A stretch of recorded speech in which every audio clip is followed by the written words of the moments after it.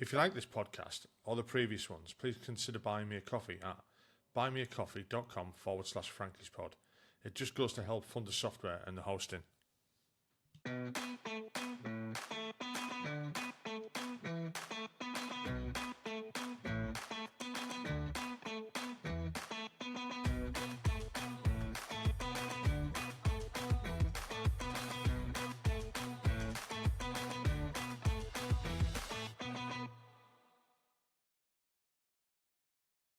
Hi, welcome back to the podcast. Today I'm talking to Chris Binch.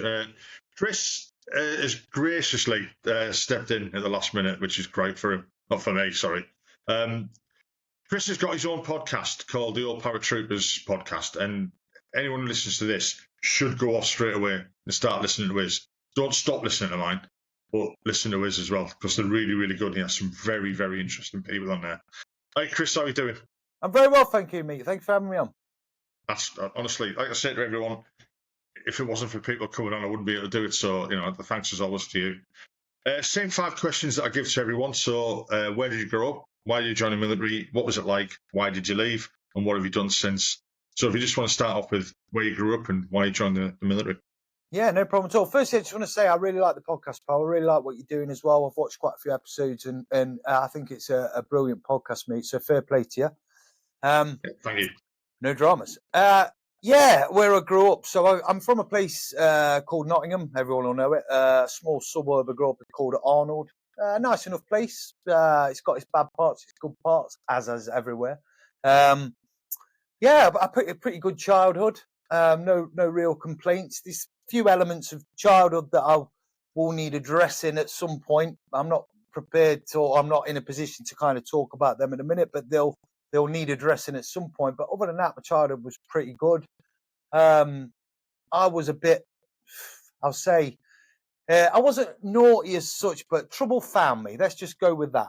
I kind of, got into a few spots of bother growing up through the kind of 90s. Was kind of like a teenager through the 90s. So the Oasis sort of thing. I was 14 when Oasis come out. So kind of the Britpop era and stuff like that. So I was massively into that. And they had just the drinking culture and going out and stuff like that. And yeah, it was a good childhood. I kind of had a bit of bullying. I think everyone has some sort of kind of bullying. I know bullying's like a big kind of thing nowadays, but I think it's always been there. I think it'll always will be there.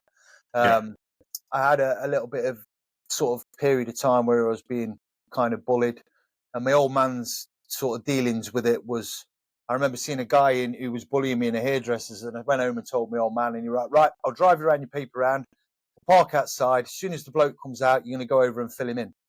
I'm like, right, okay, that sounds like a great idea. So I did, under my old man's instructions. The guy came out there just whenever I got in a fight with him, ended up fighting on the bonnet of a car. And unbeknown to me, the guy was in the hairdresser, was a builder, and his young newborn was asleep in the car. So he went mental, come out, grabbed hold of me and started punching me. So my old man come across the road and started fighting with him. So it was complete chaos. But that dealt with the bullying issue. And then kind of after that, the bit of trouble kind of followed me. Which led me down the route to kind of why I ended up in the military, really. I got glassed at 17 quite bad. I had about 19 stitches in my eye, fractured jaw, broken nose. And my old man was pretty much like, yeah, you either go in the kind of military or you're going to end up in prison and I'm going to kick you out. So that was my decision. So what made you choose the Paras then? Well, yeah, no idea. I've got... So my best friend, and I talk about him quite a lot, we grew up together, went to school together, sort of did a week with the Worcestershire Foresters that are now, I believe, the Mercian Regiment, before they amalgamated, called a Look at Life. And you do like a week kind of experience with them up in Sherwood Forest. I live right on the edge of Sherwood Forest, only probably 10 miles from where I did this Look at Life when I was 15. And I really enjoyed it. I excelled at it. I got best overall student out of 80 sort of 15-year-olds.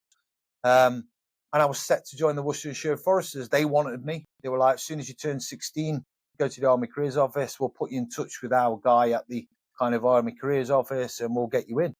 And literally 24, 48 hours before we joined, me and my best mate, he were like, I've been reading about this unit called the Paras. And I were like, okay, what do they do? And he was just literally like, well, they jump out of planes, but pretty much the same. I was like, all right, okay, let's do that. So then I end up down at Lichfield doing prac. And then before, I got sort of knocked back a little bit because I had a few knee problems, but 6 months later I got cleared. And then before I know it, I'm in basic training at Lichfield wondering what had hit me. Yeah, I mean, I imagine that was a bit of a shock. I mean, I've spoken to other guys who went through Paradepot and stuff like that. And it was to say that it was an eye opener for him. It was a bit brutal. And I spoke to one guy who did it in the 70s, and yeah, you say about the bullying, bullying as a child and stuff like that, and there was fucking plenty of it going on there. But I don't think it was bullying. It's the usual thing: break somebody down and build them back up again. It would be classed as fucking bullying now, but I was quite lucky that when I joined the artillery and went to junior leaders, that I had two very, very good troop sergeants, and there was no, let's say, I wouldn't say bullying, but there was no, like, nobody got thumped, put it that way. You know what I mean? Where I've seen it happen in lots of other places. And that's the way it was then. I mean, I joined in the 80s, mid-80s, and that's the way it was. And whether that should be going on now is a different kettle of fish. I've posted videos before where, about, the way people, where people are now, where it doesn't happen. And to get this, and they've got, the red card and this, and fucking iPads in training now to give you reviews on the day's events and stuff like that. And fucking people get rather upset about it, especially the old and bold. It was in my day that wouldn't have happened. And well, people have changed now. It's not the same anymore. It's a different society. Times have changed. Wrong, then it is. It's that type of thing. Times have changed, and yeah. So what was training like then for you? Well, like you say, exactly that, really. It was kind of a rude awakening for me when I kind of arrived at Lichfield. You're straight in the corridor, you're getting beasted, chatted at, all that sort of stuff. I've jokingly said this a million times. So my old man run the house with a rod of iron, quite rightly so, because I was a little shit. And so when I got to basic training, I actually thought it weren't that bad compared to being at home, literally under my old man's rules, bless him. Love him to bits, but he ruled that house with a rod of iron. But it was just kind of the times again. And I make no secret about the fact I didn't find the soldiering side of depot hard. I found in the field, the weapon handling, everything soldiering, absolutely fine. Never failed a thing through training when it came to that sort of thing. What I really, really struggled with, which is weird now because I'm through my 30s and that, I was really, really fit, like run half marathons, CrossFit, boxing, you name it. But during that time at 17, I suffered a lot with injuries. So I kind of early on through training being ran, and I've always been a big lad. I was about 90 kilo at 17 and 6'2", so I'm kind of running and trying to keep up with the racing snakes, and it just kind of broke me down, kind of knees, ankles, shins. It is what it is. I wasn't the only one, but I kind of struggled through on the fitness side, right the way up until I got to P Company. And then I did P Company the first time, completed P Company, and failed miserably on the square. Probably one of the worst things I had experienced at that time. Being told that you failed, shouting your name out, and you fail, and you march off and stand on your own. It's a horrible feeling. And then I kind of opted. I had injuries. The injuries. I completed the P Company, but found it really difficult with the injuries I had. So I kind of went off to kind of Browning platoon, where you kind of recover and get ready for another P Company. And about a month later, they said, "Right, do you want to go on this P Company?" And I was like, "Right, I'll go on it." Wasn't really ready, and again I failed. And I was like, and at this time, I went into the kind of office and spoke to one of the depot screws, and I was like, "I want to transfer. I can't do this. My fitness, I don't think I'm ever going to pass it. I want to transfer to the Green Jackets." And I've always said this is the first time I saw like a human side of one of the depot screws, because they're like kind of big, bad, horrible, scary characters in depot, as everyone knows. And he sat me down, and he was a guy called Jay Stewart, and he sat me down and he said, "Look, if you don't do this, you'll regret it for the rest of your life. He says, you've got it in you. Your soldiering's on point. He says, you're just finding the fitness side of things through your injuries. So I had a decent time in Browning, recovering maybe a couple of months. And then I went on P Company for the third time and then smashed it. And then never looked back, really. Do you want to just take us through P Company? Because, I mean, I'm not a fucking para. You know what I mean? I mean, I never will be. I never was. I was never going to be. You know, I was being a bit.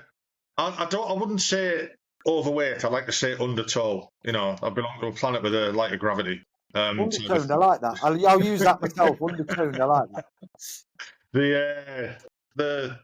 A lot of people who'll be listening to this, they'll know, like, you know, the process of P Company and stuff like that. And I've had guys on before from like 7RHA and people, and they've took us through, you know, a short explanation of P Company.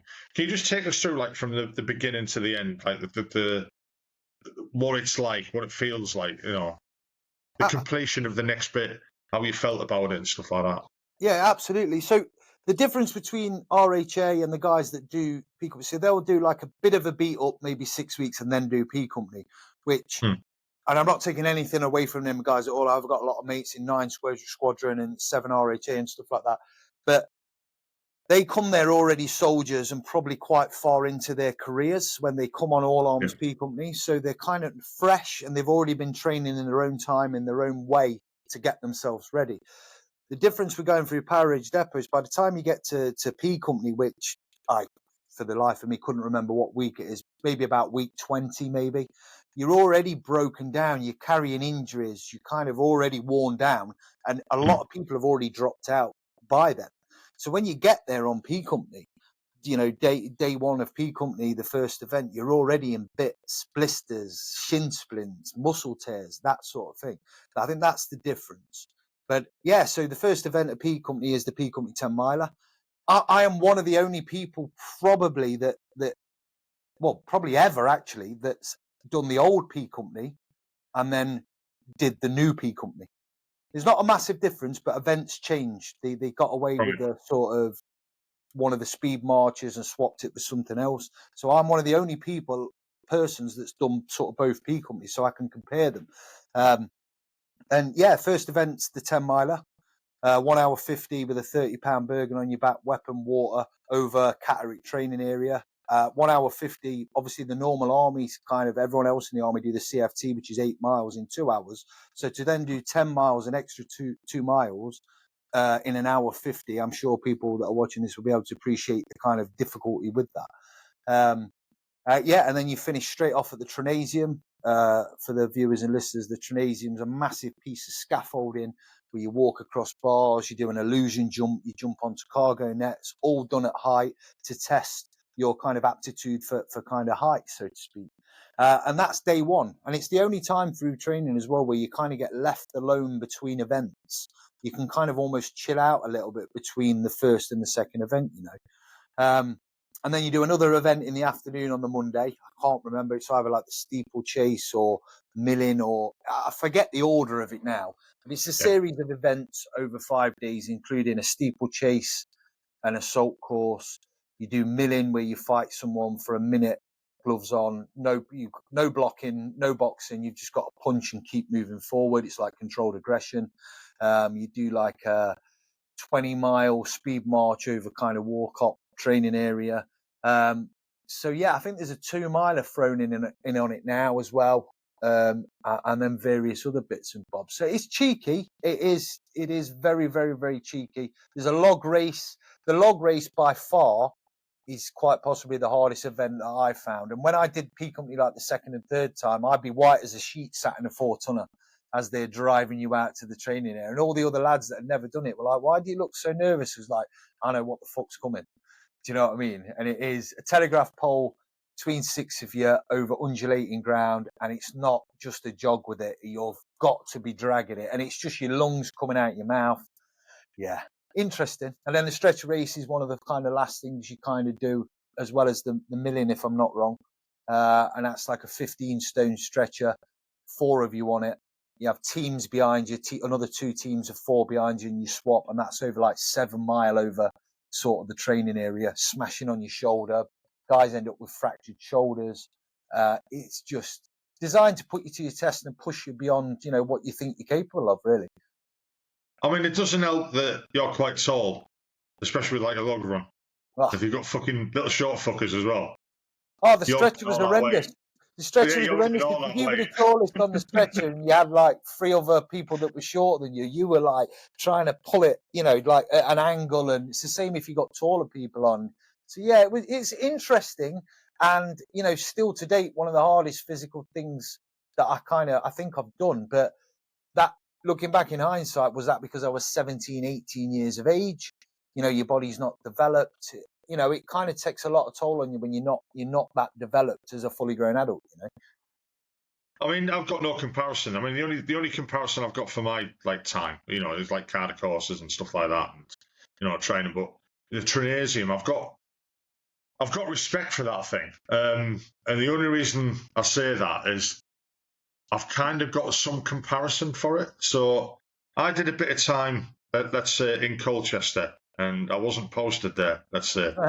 I did 98 days soldier on in there. It's fucking, you know what? I loved it. I really enjoyed Colchester. I've heard that about the Glass House. Yeah. People have said that it's actually it was quite a good experience. Strange. It's just like you know what it is. I mean, you get, I mean, I didn't do no bad. I went AWOL. I don't call it AWOL. I just missed the bus to get back on the train to come back for 6.5 months. No, fair enough. On my CO's orders, I says, well, I wasn't AWOL. They changed the time on the bus, but they never put it on the bus stop. And he didn't see the funny side of that. So I was like, fucking fair enough. So they've got the Trinasium in Colchester for part of PT and stuff like that. And we used to do it on Friday afternoons. And we're going out to that again. And the PTI, I think at the time, must have been fucking the psychopath. He just had a sense of humour. And all he'd do is go, right, pick someone and go, right, you climb up that side of it. You lot climb up that side of it. And you're playing pirates. You've got to catch them. And we just spent like 2 hours running around this thing off the ground. People falling off it and all sorts. It was fucking hilarious. It was great. So, but that, like you said, the false jump or whatever. One platform's higher than the other, and it's an illusion that it's further than. But you think you can't make it, and it's not a run up and jump. It's feet and knee together, and you have to go on the instructor's commands. It's to simulate jumping out of a plane because obviously you can't hesitate when you're at that door. I mean, I did learn one thing that. So at the end of this one, there's they had like 4 metal poles going down. And you had to jump off and grab the pole and slide down. Don't run at it full pelt with your legs akimbo and try to grab it because your nuts are gonna separated either side of the bar. Yeah, and from experience, I know that really hurts, and you can't hold on to that bar anymore. You just hit the floor. Yeah. So that's my experience of anything like that.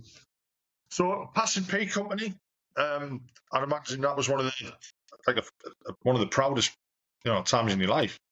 Oh, absolutely. For the third time as well, I was kind of like, and I got a little bit of a wink off the OC of P company when he come past. He was a bit like, "Are you still here?"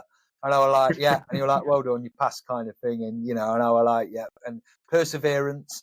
But what a lot of people don't know is that obviously P company is hard and it's kind of infamous amongst the military for being one of the toughest tests in the British Army physically in the depots and stuff. But so you go home for a weekend after P company and then you come back and then you start prepping for an exercise. Now, years ago, it used to be called Advanced Wales. I don't know what it's called now, but when I ran it, we called Dynamite Mole. And it was up on Otterburn training area. Yeah, exactly. Any of the training, it's changed over the years. I think it used to be Sennybridge. It kind of, but we did it in Otterburn again, February.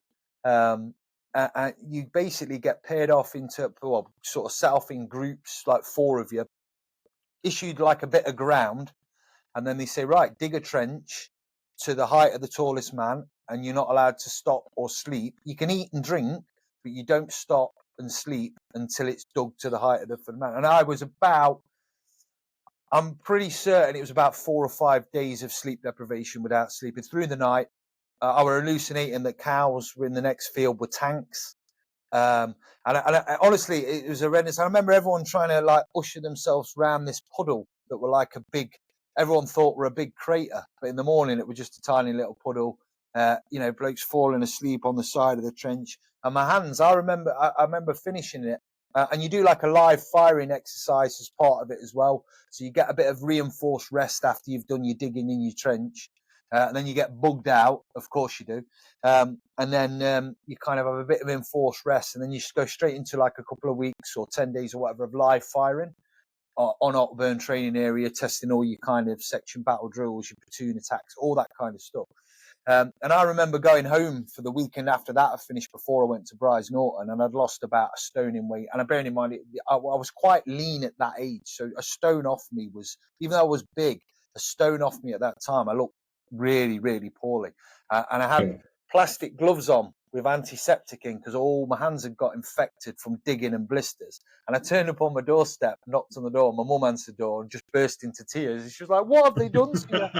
So I was like, that was kind of, for me, that was a lot harder than, even though it took me 3 attempts to pass P company, sort of mentally getting through that 3 weeks of that, or 2 weeks, forgive me, it's 25 years ago now, or longer. That was kind of the more mental side of it, I think. I've not had anyone, who I've spoken to ever mention that before about that. Like, I suppose it's almost like a fucking advanced bracket. They've blocked it from their fucking minds. That's what they've done.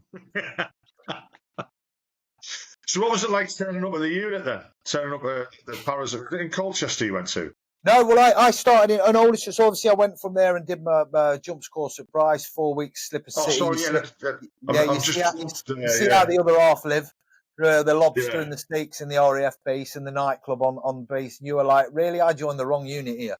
And then, you go through Bryce Norton. And look, there aren't many people that if you're honest to yourself, there are some lunatics out there that like throwing themselves out of planes, but I wasn't one of them. And everyone goes, well, why do you join the Paras? There's a lot more to the Paras than just jumping out of the planes. It's the standard of training and all that kind of stuff. But yeah, the parachuting thing's evil. Weight strapped to you in excess of 100 pounds, more weapon, jumping into night, hitting the ground, tabbing up. It's kind of brutal. But it was cushy at Bryce, it was kind of nice food, nice accommodation, so to speak, and it was good. And I think that's quite nice before you kind of go to battalion, And I rocked up 1998 in Aldershot. Aldershot barracks was near enough falling down when I got there, as it had probably been since the 60s. And there's all these still serving horrible mustached Falklands veterans still serving. People hanging out the windows, almost shouting fresh meat as you're being marched up the main drag to the block. And you're like, wow, as an 18-year-old. And I've always told this story, and it's 100% true. I don't lie. There's too many people that know me to know that, that call me out otherwise. But I'm not a particularly great boxer or anything like that, but I've always managed to be able to hit quite hard. So when I did milling, I milled 5 times on the 3 P companies, twice the first P company, twice the second P company, and then once on the final one. And the 2 P companies where I milled, the 2 times, I stopped and battered both people kind of to a point that it was like ridiculous. And so I rocked up at battalion at 18 with this nickname, Hammerhands. From the depot staff. Now it's all good. I was like, I kind of like that. You get a bit of an ego, but that's not great when you're rocking up at Aldershot at 2 Para at 18 and people are coming into your room and like, where's this Hammerhands then? And I'm like, oh God. So yeah, it weren't that great. Yeah, I can imagine. I mean, my experiences of Aldershot are just visiting a place and walking into the wrong pub at the wrong time. And having the fucking fortitude of mind to turn around and walk out, and we were down there. We got posted down to Thorney Island from Germany, and we ended up there for a weekend. One of the lads was seeing a lass, and we were on a course at Thorney before we got posted there, and we ended up going to Aldershot because she was a nanny for the Gurkhas. One of the majors in the Gurkhas, and took us, we've got to go out for a curry. So we went away for the weekend and walked into the wrong bar, and I mean, I can't even discuss what was happening in that bar at the time, but I can imagine. it has shocked the Marines, put it that way. Yeah, well, you can't compare, can you? Can't compare. I mean, I thought I've done some silly things in my time, put it that way, and then people who know me know what I'm on about. But that fucking shocked me. I was like, no, not staying in here. And I walked into another pub, and it was somebody else. I think that was 2 paras, and this was three paras, or whatever. Where it was. It was like that type of thing. Or it might have been 9 squadrons bar we walked into, and 7-hour because you all had your own bars. Yeah. And we just started like fucking keep walking out and finding a place that we were safe. Because you weren't safe. You walked into someone's bar in Aldershot and you shouldn't have been there. You weren't fucking staying there. And that was any night of the week. And I can imagine years before that it was even worse. I don't know what Colchester is like now.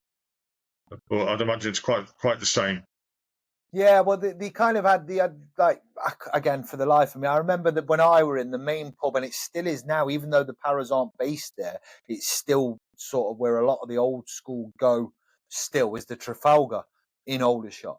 And that is predominantly a reg bar. It's always been a Parage bar, but you have to, as a new kind of Tom in battalion, you have to wait to be invited down there.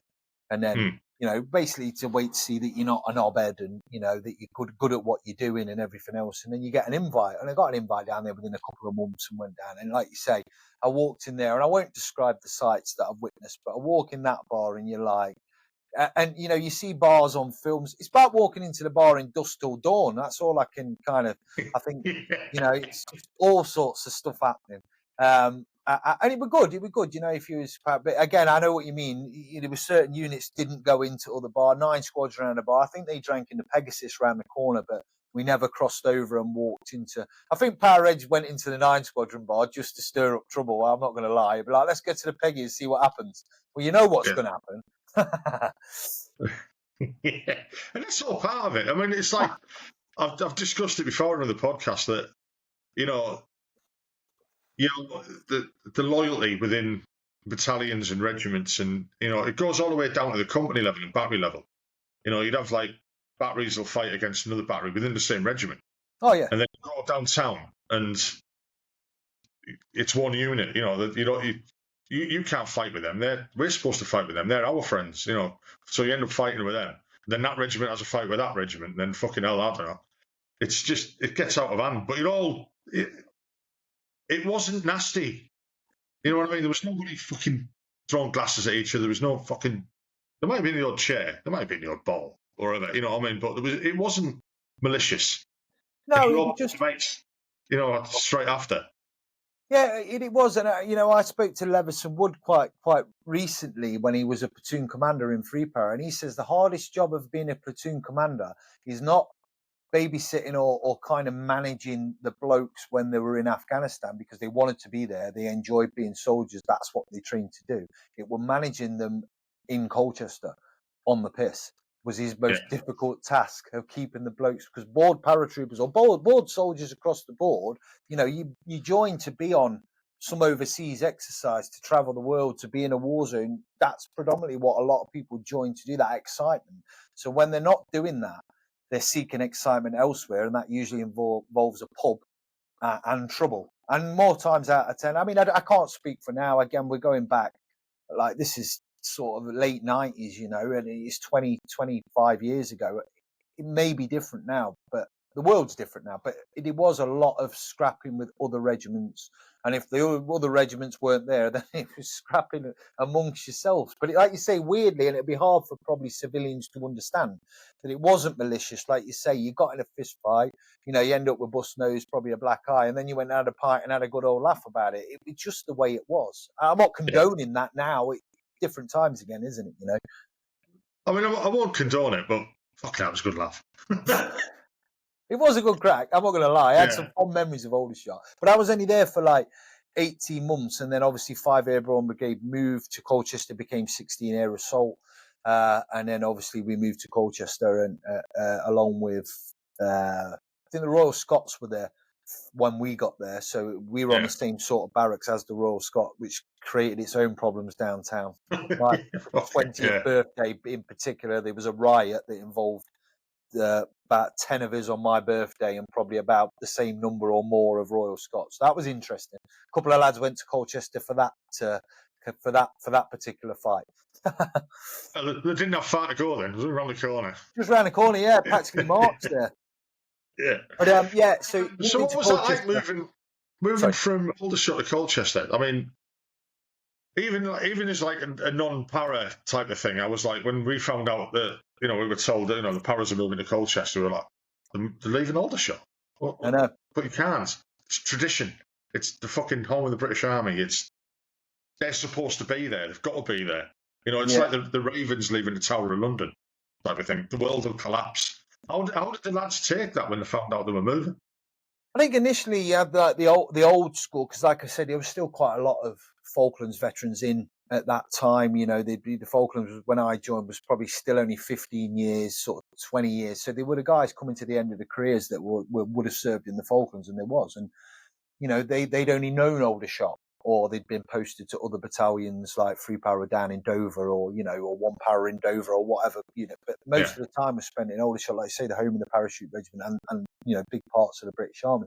So I think it was a bit of a uncertain times. They didn't know what to make of it. But I think once we moved to Colchester, we were literally because Aldershot's like a nice enough place, but there's not that many bars. It's not a huge place. And then suddenly we turned up at Colchester, and you've got God knows how many bars. It's a university town. There's like probably 100 times more women in Colchester, and young lads out on the town. It was a proper eye opener. But we also realised that you could get away with murder, not literally, but you could get away with a lot of stuff in Aldershot that you couldn't get away with in Colchester because of the size of the place and everything else. And it was literally 2 weeks. I'm going to say 2-3 weeks, and we were barred from pretty much everywhere. So much so that the RSM and the CO and quite a few other kind of officers had to go down and have a meeting with local pub owners to try and negotiate some sort of thing. And they end up putting some of the paratroopers, well-known names in the paras, on the doors to control the blokes. So this makes us sound like animals, doesn't it? But it just, again... No, it's not just... I mean, I'm going back now, what? Late 90s. Yeah, late 90s. We were posted... we were at Topcliffe in North Yorkshire. Lovely little place. The local town's Thirsk. Gets quite busy, lots of bars, racecourse and market town, stuff like that. And we were the only unit there, so we had like the run of the town, and it was great. But what used to happen is you used to get idiots coming down from Northallerton, Darlington, places like that, knew that they weren't going to go to Catterick because there was too many bodies there. So they'd come down to Thirsk just to pick a fight with us, type of thing, and the jockeys, there was lots of jockeys there, and all the jockeys had fucking like minders. So the jockeys would start fights and their minders would fucking jump in and they'd run off, jump on the horse and fuck off, type of thing. Happened quite a lot. And it kicked off massive one night. It was honestly, it was like a scene from the OK Corral type thing. It was just fucking mental. It really was. And we got barred. The regiment got barred from Thirsk. And it wasn't like the locals who said it was the CO. So it's right. Okay, nobody's going downtown. No one's allowed downtown after 5 o'clock unless you're going shopping with your family and stuff like this. No bars or anything like that. And it lasted about a week.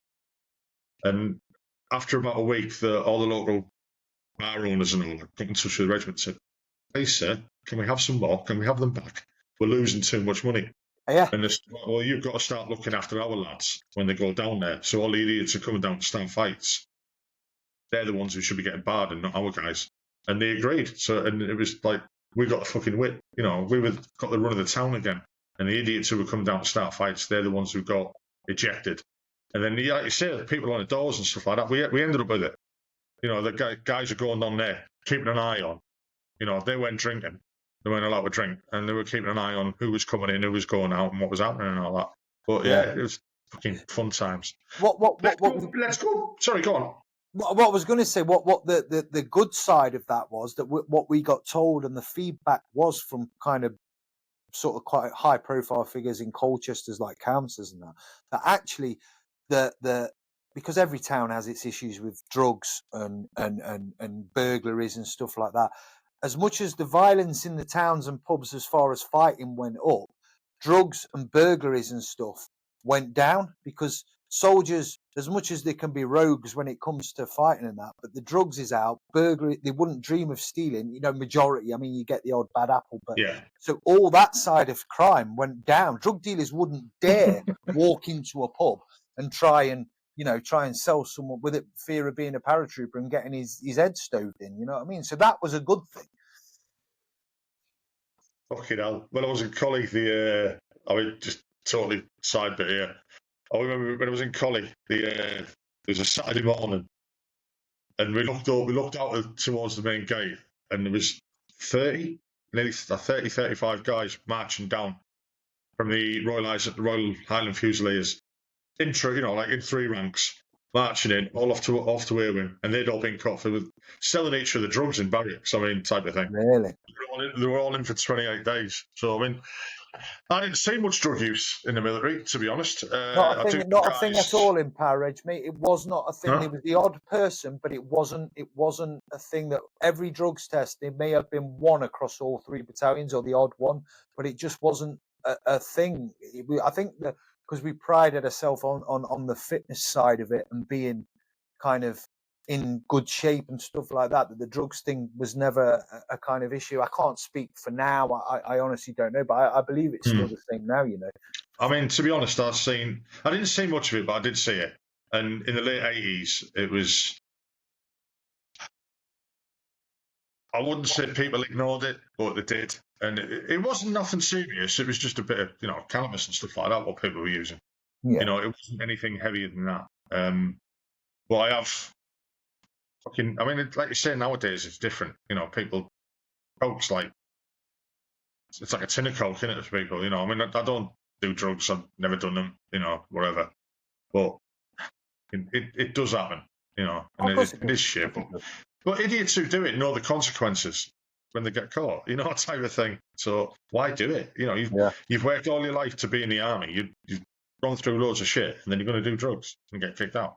Yeah, it's a good thing as well, because I was in at the age of 17 till I was 24, and I've always kind of joked, it's like, weirdly, if I was in the army at any different period of time, I'd have probably done a lot more. If I was in my mid-20s to like 30s or whatever, I'd have been on every course and everything else. But the time I was in, 17 to 24, wherever you are in life, no matter what you're doing, whether that be uni, doing an apprenticeship, you want to go out, go on the pull and drink beer, that's kind of what you want to do. So that's your main time.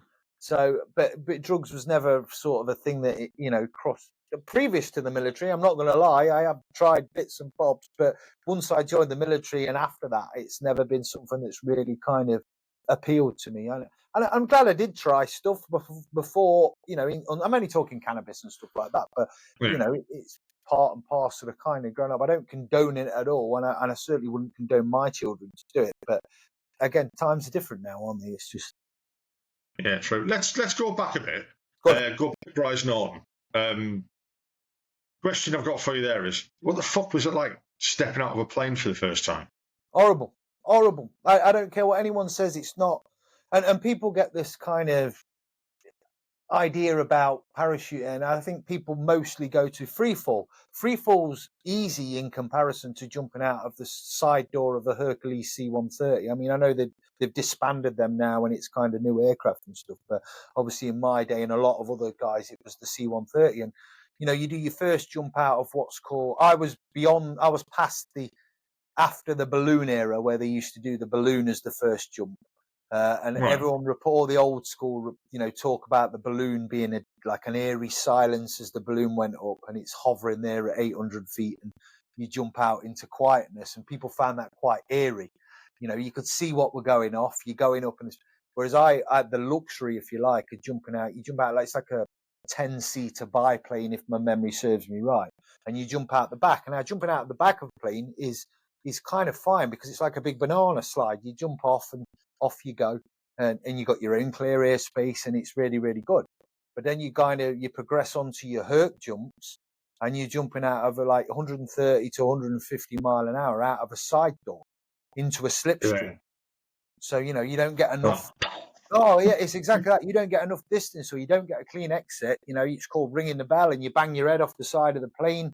You end up in twists with your chute twist. There is all sorts of dramas that could go wrong.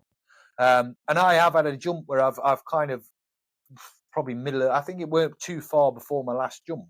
And I did a jump, and when I went to check my rigging lines, there was someone else in my rigging lines, and we were coming down on one chute. And No. somehow, like halfway down, he got free, and we ended up separate and landing separate. But yeah, that was because you come out the plane with like almost half-second intervals, like a port and starboard six. So you're coming out, and that half a second or a second gap gives you quite a bit of room in the air. But obviously, people are bumping down the plane, people are speeding up. There's no real control over it. The plane's doing all sorts. So you end up coming out of the hurt side door at the same time on both sides. So you go and, you end up with people really near you, so you're trying to steer away. And that, add to that, you do a night jump as well. I've done quite a few night jumps. Obviously, you do one night jump at Bryce, but obviously in battalion, predominantly you jump at night into exercise and then tab off the DZ 10 miles and then do your attacks and stuff. But jumping at night is even worse because you're just stepping out into blackness.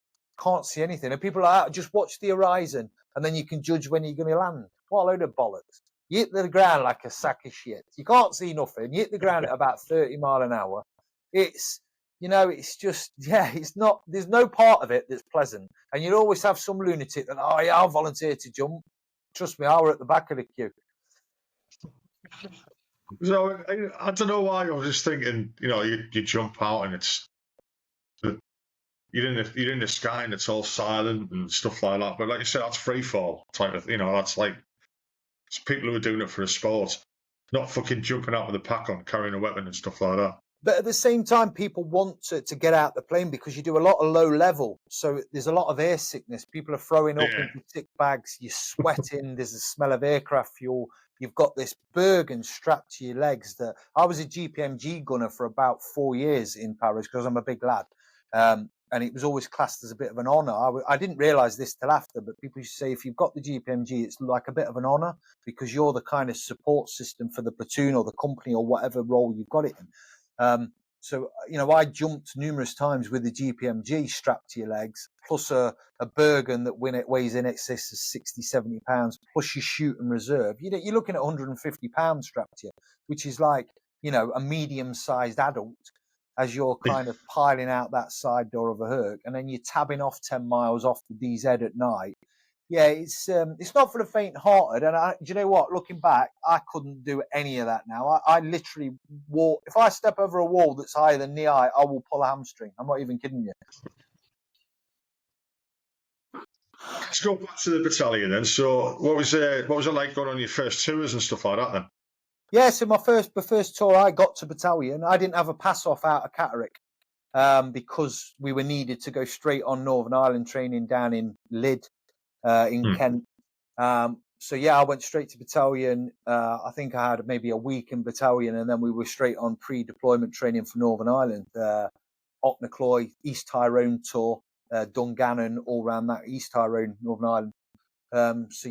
I kind of did Northern Ireland training. Again, you're taught a certain way in training. It's a bit like I liken it to the fire service do now. You're taught a certain way, and your training in the military would have been accuracy.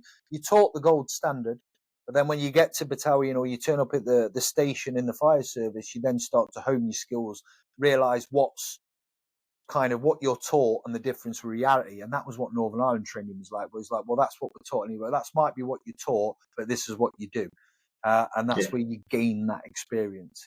Northern Ireland training about 4 weeks, rural and urban, and then off to 6-month tour of East Tyrone. I was stationed at Knocknacloy, 1998.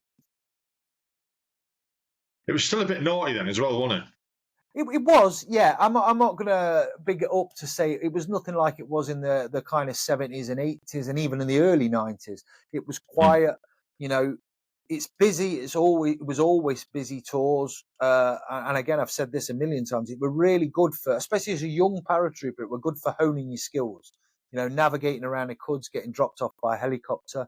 it's really weird now looking back. You used to take that for granted that you'd be on a helicopter in a helicopter, whether that be a Puma, a kind of whatever it was, being taken out on patrol. You just used to take it for granted, And now I've not been in a helicopter for years, and when you tell civilians and that, they're like, "What you've been in a helicopter?" I was like, "I used to go in one every day in Northern Ireland to go on patrol." It's crazy.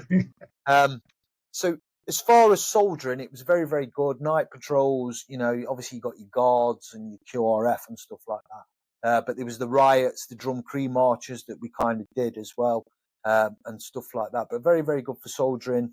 But as far as kinetic stuff and incidents, we ran into players and had like bits of kind of arguments with them at VCPs. A lot of it out there was drink driving. When you stop in the vehicle checkpoints with the RUC kind of escort, or the PSNI as they're commonly known now.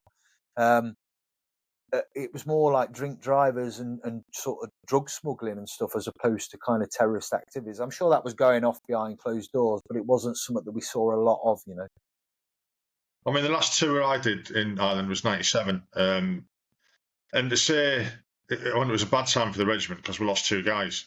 But it was like, we were in South Armagh, we was at Besbrook, we had guys at Crossmaglen, we had guys at Warren Point. I was lucky enough to be in the ops room, fucking great. But I was doing CMV driving as well, so I got to get out quite a lot, delivering crypto and batteries and this, that, and the other, to all the points, and going up to the towers once a week in choppers.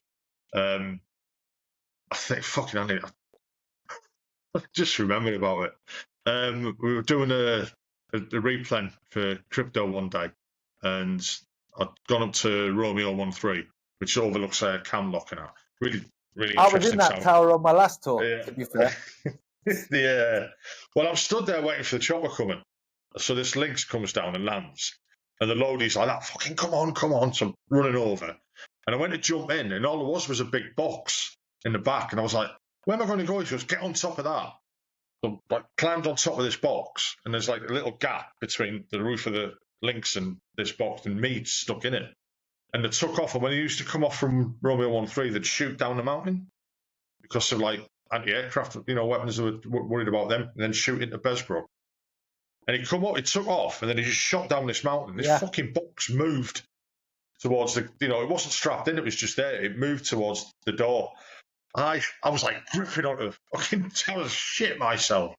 Yeah, no, it was we had like it was a quietish tour. There was stuff bubbling around in the background and stuff like that. Like you say, you'd bump into the known players and keep an eye on them. I still remember some of the number plates of the taxi drivers and that.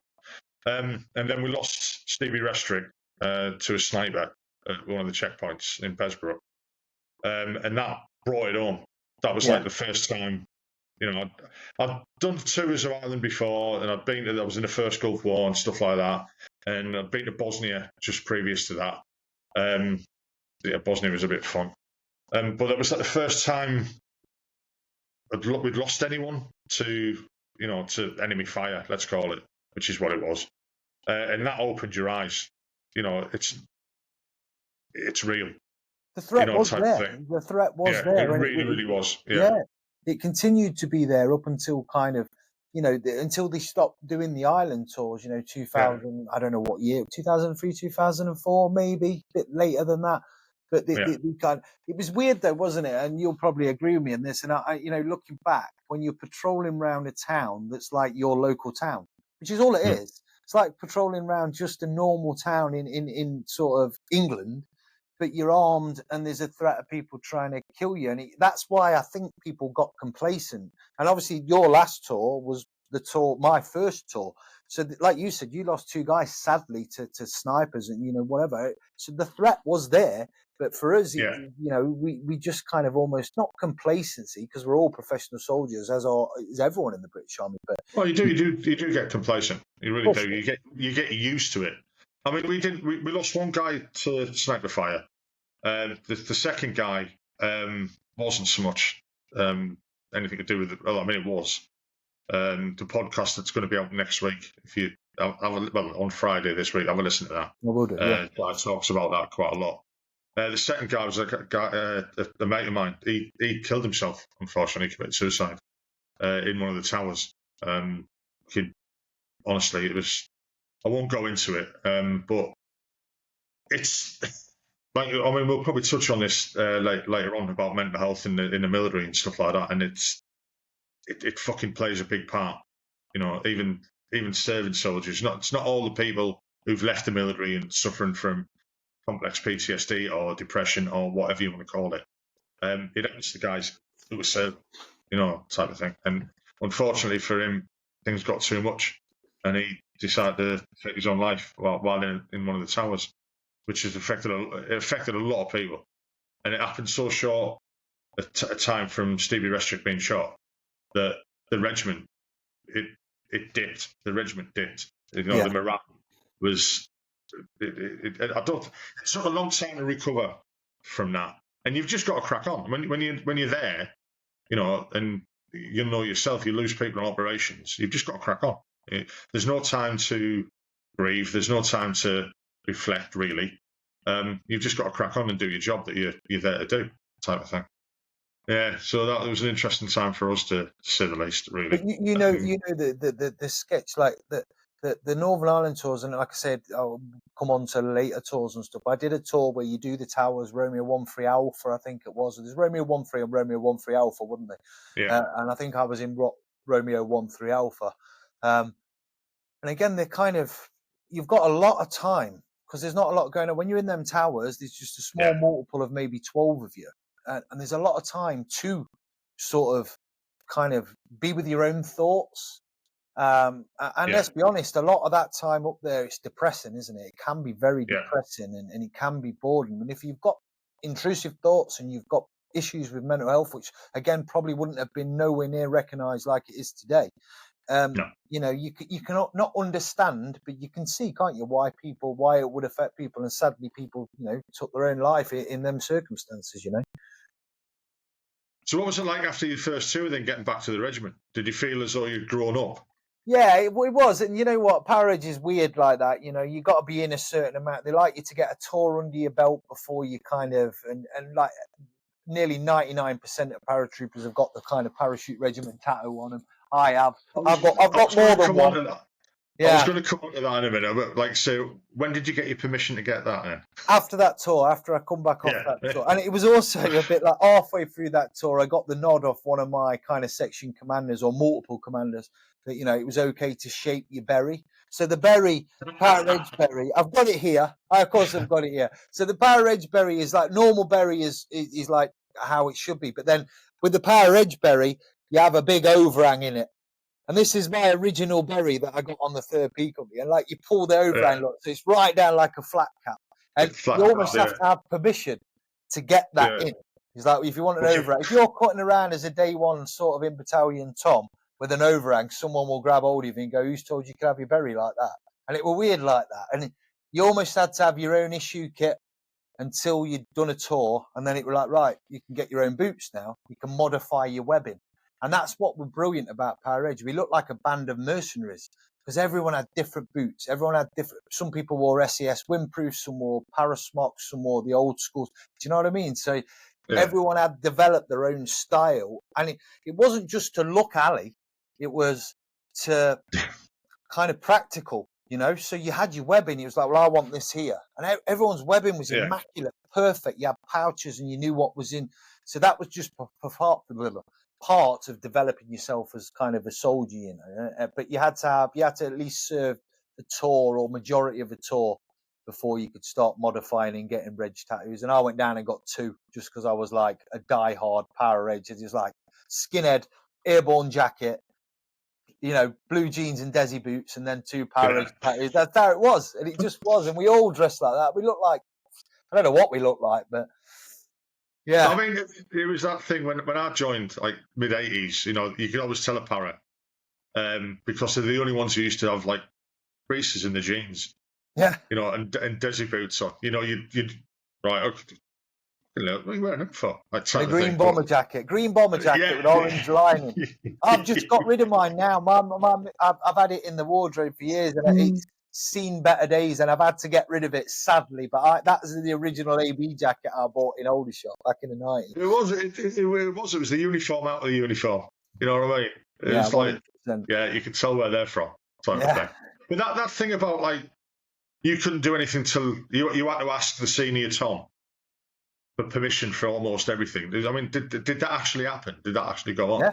Yeah, 100%. Yeah, because there was some scary, horrible paratroopers in there that have picked you up, and at the time you could never really understand it, and you'd be a bit like, who does he think it? But I get it now. It's like a seniority kind of thing, rightly or wrongly. That's the way it was, and it kind of almost generated like the respect. You had the respect for the senior Toms, you had the respect for the lance corporals and the corporals, and so on and so off. And their word, you did what they said. And I think that's what made us, and still to this day makes the unit as efficient as it is at doing what it does, because of that kind of hierarchy.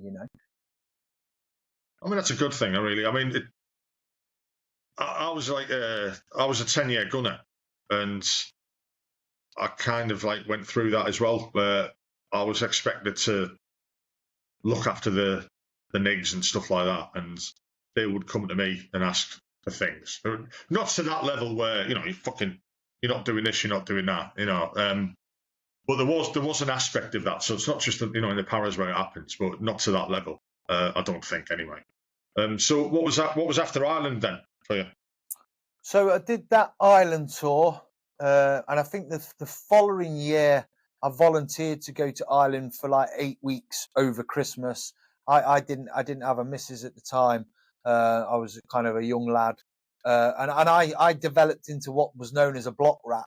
You had the homing pigeons that everyone used to, as soon as 12 o'clock on a Friday come and you do that inspection, people would literally shoot off, and everyone would be shouting at them out of the block, calling them homing pigeons. And then you had a die-hard few that were like block rats. And I used to always stay in the block and go on the piss in Colchester with all the kind of lads. We actually didn't have enough room in the camp, so they put some of the senior Toms. So I wasn't senior, but because of the kind of the way it was going, within a couple of years I was, because of the kind of people leaving and new blokes coming through. So I ended up in a house with 3 other paratroopers, like a 4-bedroom house in town that the army paid me to stay in. It had a piano in it. It was fully, literally fully furnished with a piano and everything else. So I can't tell you the parties and the stuff that went on in that house. But it were good. But we got paid like an extra £400 a month to live in it as well. And then we still at the camp in the Scoff House as well. So, but no, so I volunteered to go on an 8-week tour of East Tyrone again over Christmas. It was like November till January kind of thing, or December till January. So I went over and did that one again. This was probably a year or several months down the line, and again, same sketch really. It was the same sort of tour as the first one, just a shorter version, same place. And then I think I came back from that one, and we went on, if my memory serves you right, we went on an exercise, or TESX, February, Salisbury Plain, renowned for being quite brutal. It's like a big game of Laser Quest against the armoured kind of tanks and stuff, infantry against armour. A lot of time on Salisbury Plain in February, which is brutal. Again, good for your own admin, good for being a soldier. And then we got back off that, so my kit was loosely still packed, and then we went on leave, and I went to Tenerife with my best mate, the lad that we kind of joined with. He went on to carry on in Power Reg, left for a bit, carry on in Power Reg, and then ended up in the SBS. He's only just recently left. But so we went to Tenerife together for a week as 2 sort of 18, 19-year-old lads, which was interesting as well. But while I were there, I was kind of aware of the things evolving in Sierra Leone. Right.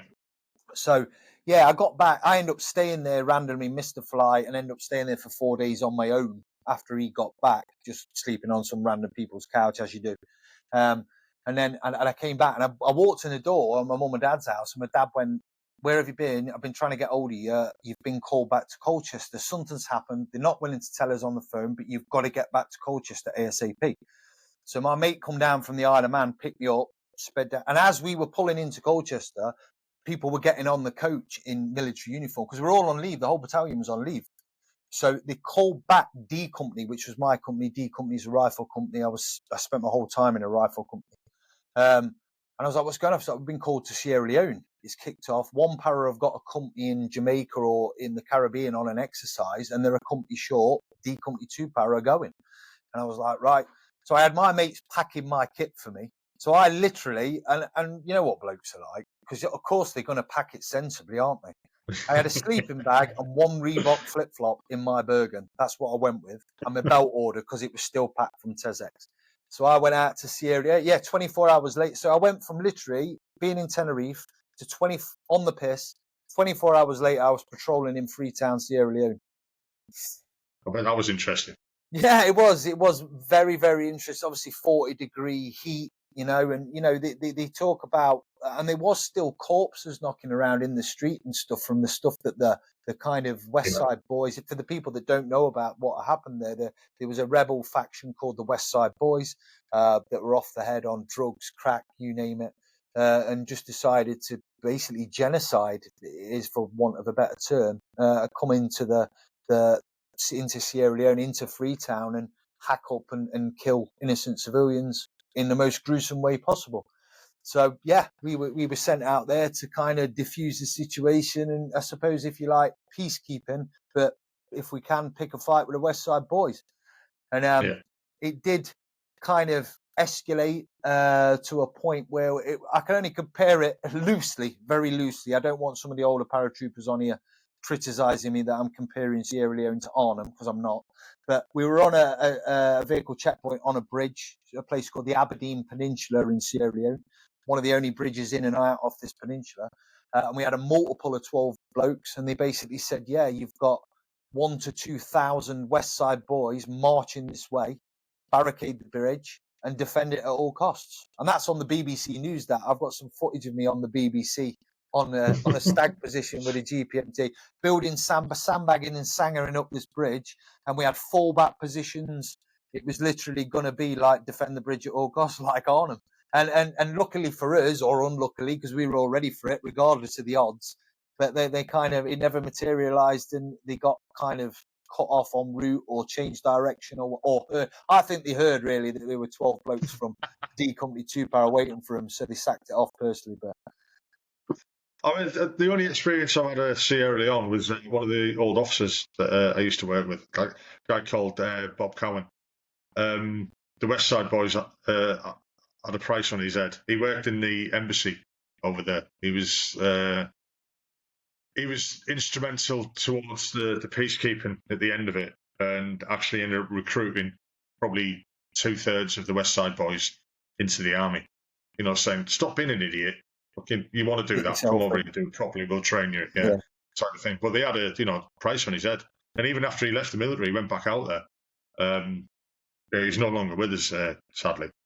But he went back out there to work with them all and stuff like that. He absolutely loved the place. He said it was fantastic. The people were generous to a fault, and it wasn't like the press made it out to be that. But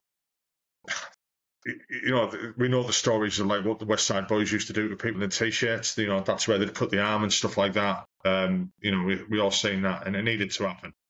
Somebody had to go there and do it and sort it out. I don't know why we fucking did. Why it was the Brits. We tend to fight everybody else's wars, type of thing, and go out and do things like, why are we here?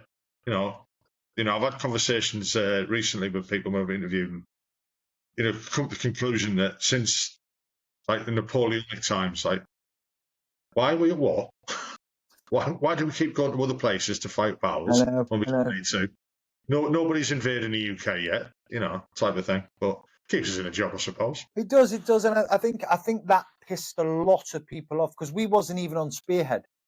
Right. I'm pretty certain, again, I could be wrong, it's a long time ago, and I'm not 100% sure on my facts, but I'm pretty certain Parachute weren't on Spearhead to go. But it was just like, I think, and it put whatever regiment it was out a bit noses out of joints, because it was a bit like, well, what's the point in us if we're on Spearhead and then they're just going to send the paras? And I don't necessarily agree with it. I have a lot of time and a lot of respect for all of the units in the British Army, but they decided to send us for whatever reason, and that happened numerous times. And I think up until kind of recent events in southern Afghanistan, where they obviously sent different units, but and quite rightly so. And I think other units have gained that sort of that experience and that respect now. And I've said this before, and people have disagreed with me. People from other regiments have disagreed with me. Where I've said, I think the standard with paras training is still up here compared to a lot of units because of what we go through to get in the paras. It's longer and it's more difficult training than a lot of the units. But I think the experience has kind of crept up because of the conflicts in southern Afghanistan. You know, you've had the green or the rifles go on tours and lost multiple and been in contacts after contacts and hand-to-hand fighting near enough. So that experience level of warfare, I think the gap's definitely closed now. You know what I mean? But I could be wrong. I get told different by a lot of people, and some people agree with me. But I think again that's down to regimental pride as well. You know, we're all better. You know, we're better than you. You're better than us. We're all type of thing. You know, it's always going to be. So what other tours did you do after that then? So I got back off that one. That was like as far as tour goes, that was probably one of the better tours I went on because it was short and sharp. I think it was about 3.5 weeks in, do the job, no messing around. You know, some of these tours get dragged on and kind of there 8 or 9 months. But so yeah, in and out, 3.5 weeks, back home, back on leave. You know, like it had never happened. It was good. I don't want it to get mixed up with the kind of the Royal Irish kind of and one para kind of incident that happened a bit later. When one para put in an attack with Hereford and the SAS to rescue the 5. That was a bit later, and I wasn't part of that. This was before. But that obviously led on to that because that was still the West Side Boys and stuff like that, which has been very well documented over the years. But no, I came back and then we deployed on a tour to Macedonia. So part of the weapon collection in Macedonia. Again, out in the hills, putting in OPs, Overwatch, satellite patrols for the mass kind of de-weaponization of the rebels, handing in like a big weapons amnesty in Macedonia, where all the rebels were kind of handing in their weapons and stuff. So again, spent maybe 3 months out there kind of soldiering out in the sticks, then back at a central kind of location that the whole battalion was under. And then you go out and do these patrols and sort of mini ops, which again, it pretty much not a deal happened, but it was good. There was potential there. You know, there was some standoffs and stuff like that. But yeah, generally quite a good tour. And it was while I was there that September 11th happened in 2001. And we sat there and watched it on a television, and we were like, well, we know where we're going to be going. It's going to be to the Middle East, whether that be Afghanistan or Iraq. And sure as eggs, we got back, and 6 months later we deployed on perhaps, I think, the first ever tour of Afghanistan, the one that was in Kabul. So we deployed out to Kabul. There was no real camps as such. We were just overtook an old schoolhouse, I believe it was. No windows in it in kind of January. I think we flew out on New Year's Eve 2001, 2002. And just kind of stayed there and just set out patrols. And again, that our patrols end up opening up. They got in some skirmish with kind of factions, but that was the first time I kind of, as a Lance Corporal, I had my own sort of fire team and my own kind of team. So it was good for me. I was out patrolling around Afghanistan with my own team. And we had multiple standoffs in alleyways at night time because of curfews with police, where guns would be pulled and we would be stood sort of standoff shouting at each other in alley. And it only took one thing and it could have all gone off. But again, it was pretty not uneventful. There was things that happened, but it wasn't anything like what the guys did, you know, later on in southern Afghanistan. I mean, I suppose it was like it hadn't happened before either, so there was like a trepidation from yourselves and from the locals and the warlords and wherever, you know. So nobody knew. Everyone was trying to find their own, they found their own fate type of thing. Absolutely. So it was all a learning experience, and yeah, I don't think I'd like to have been there, to be honest. I mean, I will say I'm lucky enough never to have gone to Afghanistan, because I've seen the aftermath of it in plenty of people. Yeah. I'm glad that I never went there, but I would say I'm glad I never went there. I'm also a bit jealous of not going there, if you know what I mean. You know, I've done Iraq, I've done plenty of other tours and stuff like that, but Yeah, I'm glad I didn't get involved in that, to be honest. As an older guy now, thinking, and again, just touching back on what I just said earlier, what the fuck were we doing there? What did it achieve?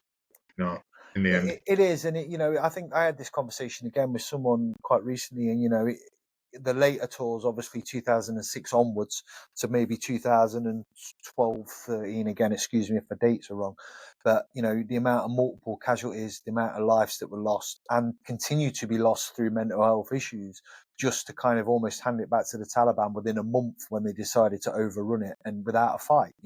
What Yeah. was kind of what, and it does. I have to sit here now and I have to take some part of it away from the friends that I have lost over there over the years, that there must have been some reasoning for it. They must have done some good, because I can't comprehend. I can't get my head around why, you do all that, cause all that unnecessary kind of grief for a lot of people, Mm. to then just hand it back, unless the powers that be have an alternative explanation for it. I don't know, but yeah, it seems pointless now, doesn't it?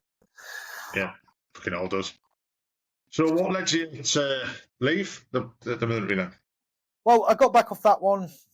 I think I went on prior to that. I'd done a jungle tour in Belize, which was very, very good. I did a tour in Canada, so it was even though I was in for 7 years, I had a very, very busy time. 6 operational tours, 2 overseas exercise, Canada and Belize, and multiple, exercises, TESX, Otterburn, Brecon, you name it. So it was a busy time, even though a lot of it wasn't. Majority of it, 99%, wasn't kinetic, as in modern day warfare, as if you like.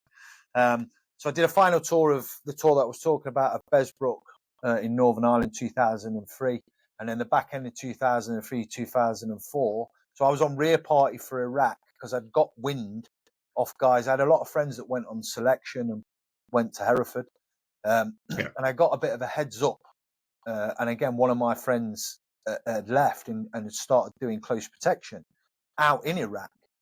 And I thought, well, I can either go to the Iraq with the military, or I can go out there at 24 years of age and be on some serious money and like 80 grand a year tax free rock star wages, or I can stay here and be on 23 grand or whatever it was as a Lance Corporal in 2 Para. So I was like, well, that's my mind made up. So I left. Very quickly after I left, went for an interview down in London with a company called Olive Security. Yeah, I had an interview with an ex-guardsman officer, and he was very reluctant because of my age, because they didn't want to employ people. But you got to understand, the close protection industry was very, very new to the rest of the army. It was closed door pretty much to a few paratroopers and mainly ex-special forces soldiers. So this suddenly Iraq opened the door for a lot of other people to get involved. But this time they weren't taking anyone really under the age of 30 and that had served sort of less than 10 years in the military.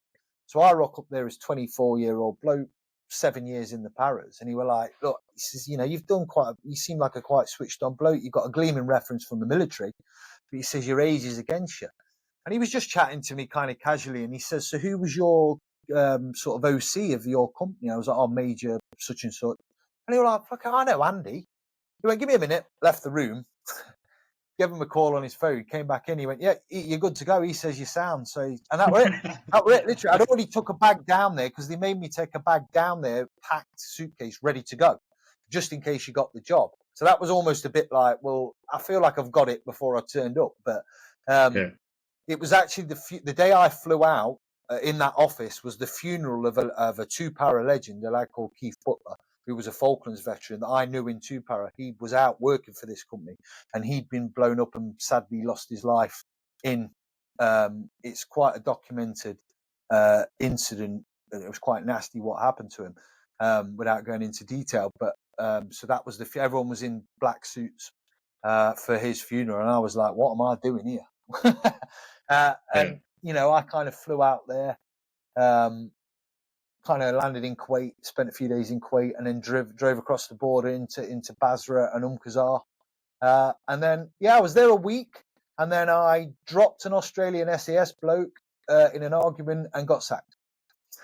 So That went really, really well. That's a true story. And yeah, so I had to explain to my old OC why he'd given me a recommendation, and after a week, I'd knocked someone out and got sacked. So there you go. Put a bit of a damper on things. Yeah. Did you carry on with it? Yeah, God, yeah. I mean, I got back. In my defence, the guy was an absolute arsehole. He was a bully. I've told this story before. He called contact on the ground as we were driving to some ranges as a drill, which anyone in the British Army knows that's absolute bollocks. True story. I don't bullshit. That is 100% true. It's what he did. So when we got back, we questioned him about it. A few things led to it. He got a bit heated, and we ended up having a set to, which resulted in me punching. So, because that's a no-go. British Army, you don't do that. The risk that causes, there were civilians knocking around. We've got loaded weapons and someone decides to call contact over the radio as a drill. Yeah. So, yeah, and again, that genuinely happened. So, yeah, I got back, got sacked. Took me a few months to kind of, excuse me, to kind of get back out there. Obviously, a bit of a black mark against my name. But yeah, I went back out within about 3 months with a company called Blue Hackle. One of the first teams on the ground. It was a new company run by a couple of ex-Hereford boys. And you know what? It was absolutely crazy looking back, because Route Irish, everyone's heard of Route Irish in Iraq, to Baghdad International Airport. And for a large period of time, the US wouldn't go up it because they were getting ambushed, they were getting contacted. I was driving up and down it in a non-armoured Ford Mondeo, about 7 times a day, picking up weapons and supplies from Baghdad International Airport, just casually wearing a shemag and a beard, trying to blend in, sat in traffic, tinted windows, totally oblivious to the dangers that were all around me. So yeah, I mean, it was good. Did a lot of training at local nationals, and yeah, it was a good company to work for. Really, really good. I think I spent about 2 years with them. But I've spoke quite openly. It's like I've been like a little bit of a cat with 9 lives, because I've been in the right place or the wrong place, or the right place, whichever way you want to look at it, at the wrong time. And I've kind of, on a particular day, I went in to sign in loads of local nationals to train them, because we were training a lot of local nationals to be sort of guard force, to be close. The better ones, the ex-army ones, were going to be like part of the close protection team, like drivers and stuff like that. Because they like to integrate the close protection teams and use sort of local nationals as well. It's really good for contracts for obvious reasons. And obviously you've got a translator there that speaks local. So they were English speaking. A lot of them obviously spoke Arabic as well.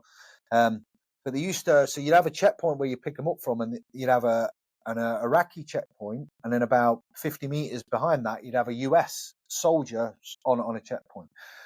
And always, every single time, we used to take it in turns and go out of the camp, go to the outer checkpoint with the Iraqis and sign in maybe 30 local national Iraqis to come in and train them up on first aid, on weapons, and various other bits and bobs.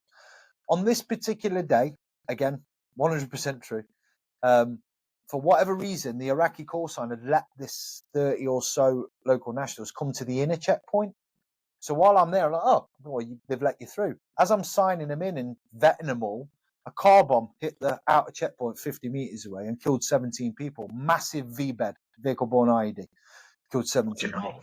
Took me off my feet, took us off. Everyone was scampering for cover. I remember US soldiers, don't ask me what they were firing at, but they were running up the road firing. It's a V-bed. I don't know what they were firing at.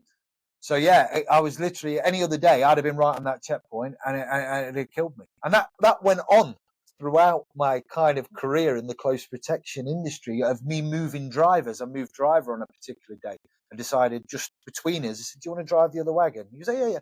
So he drove it, and then he got RKG3 stick grenade through against the door in an armoured Land Cruiser, but it's armour piercing.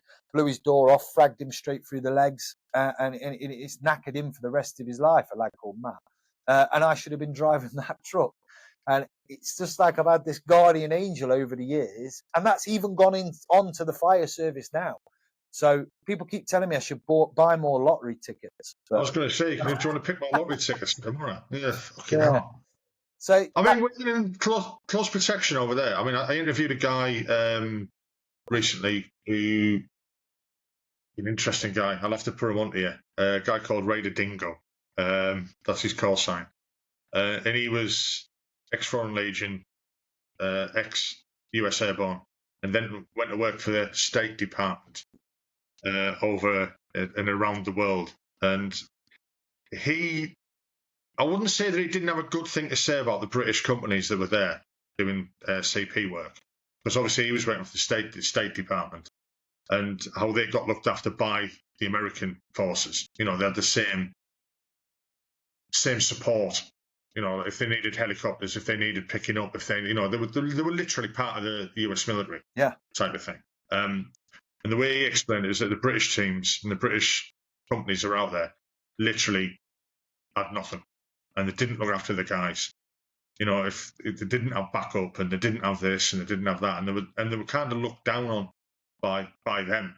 And how did you find that? Did you find that was true, or that there was too many fly-by-night companies, or in Iraq and in Afghanistan, that just didn't look after the guys? No, 100%. There were a lot of, because again, this kind of close protection market and the war in Iraq, 2003, opened the door for a lot of people to set up security companies with no vetting, no nothing. You could go out to Iraq and set up a security company and job done.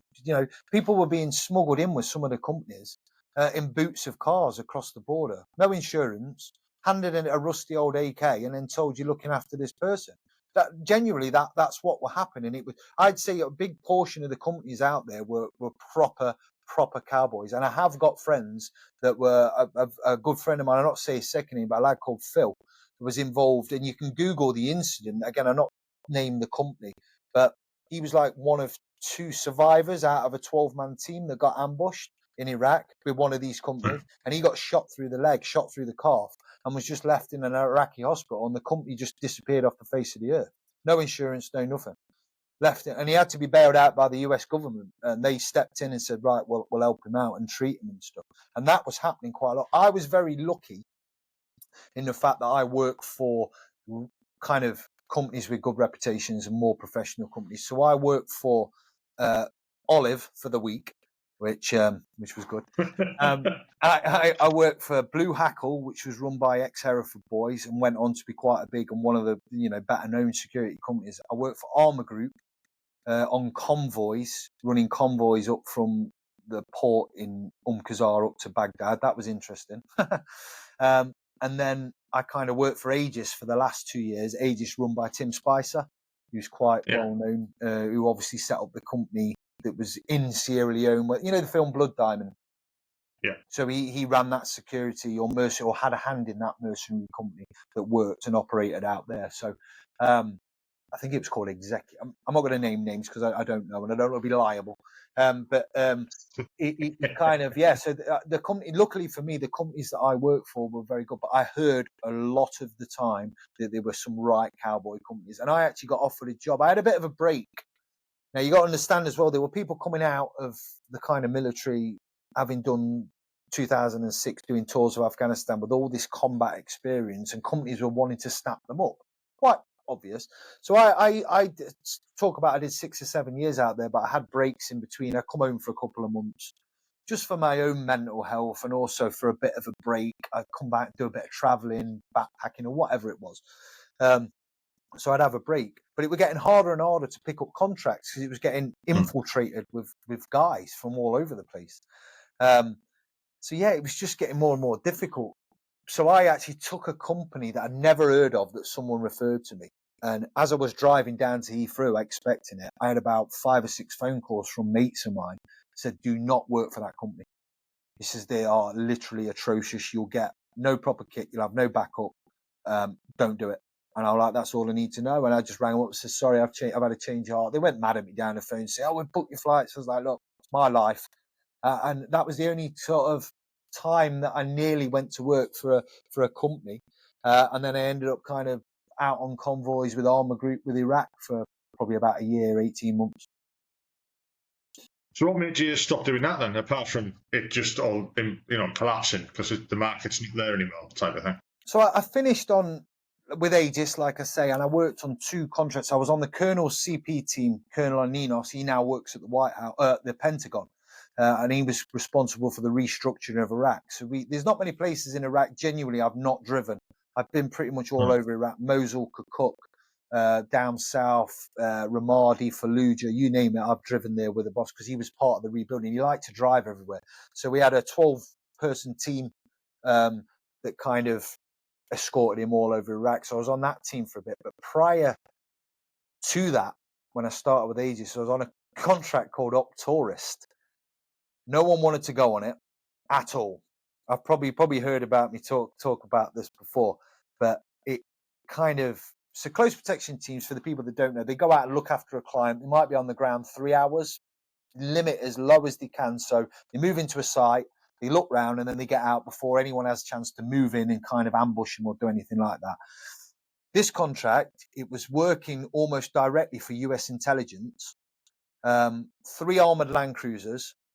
One of the armoured Land Cruisers had a camera on top, and we were filming every street and MSR, which is a motorway, if you like, road, street, in Baghdad for US intelligence, driving around at 30 mile an hour.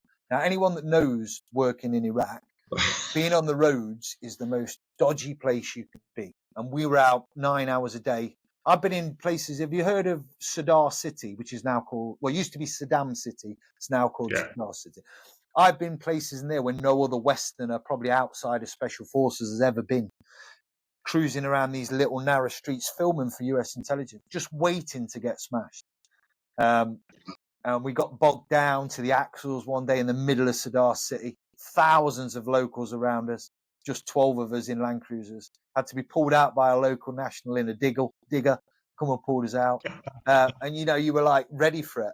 And I suppose what kind of led me, there were 2 incidents. Drove around into a Boxing Day 2008 or 2009, I can't remember which.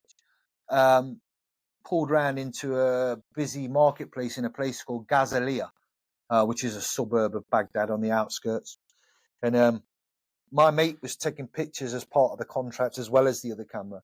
And we pulled around into this marketplace, and it kind of, I literally said, I was driving the Charlie wagon, the rear vehicle, and I no sooner said, seems a bit quiet around here. And then we got opened up on, we got ambushed. And the target of my truck, it was an armoured Land Cruiser, took multiple strikes. The gunner in the back opened up on these 3 or 4 figures that popped out in balaclavas from around the corner or shamagged up, dropped 3 of them and killed 3 of them. And then they started traversing over rooftops and firing down at us. And the funny thing is, I've got the video of it because my mate was taking pictures. As he drops his camera, it hit record on video and filmed the whole lot from the footwell. True story, I got it on my phone. And films the whole shit. And it only went on for like 4 or 5, well, probably about 2 or 3 minutes. But yeah. We were getting engaged. I would drove us out of the ambush zone, coming over the rooftops and firing down on us and stuff. And then, we got out there. So that was one incident that was like, it was exciting, don't get me wrong. And then the one that was pretty much the turning point is, again, you remember I say about these stick grenades that they have, that they were armor piercing.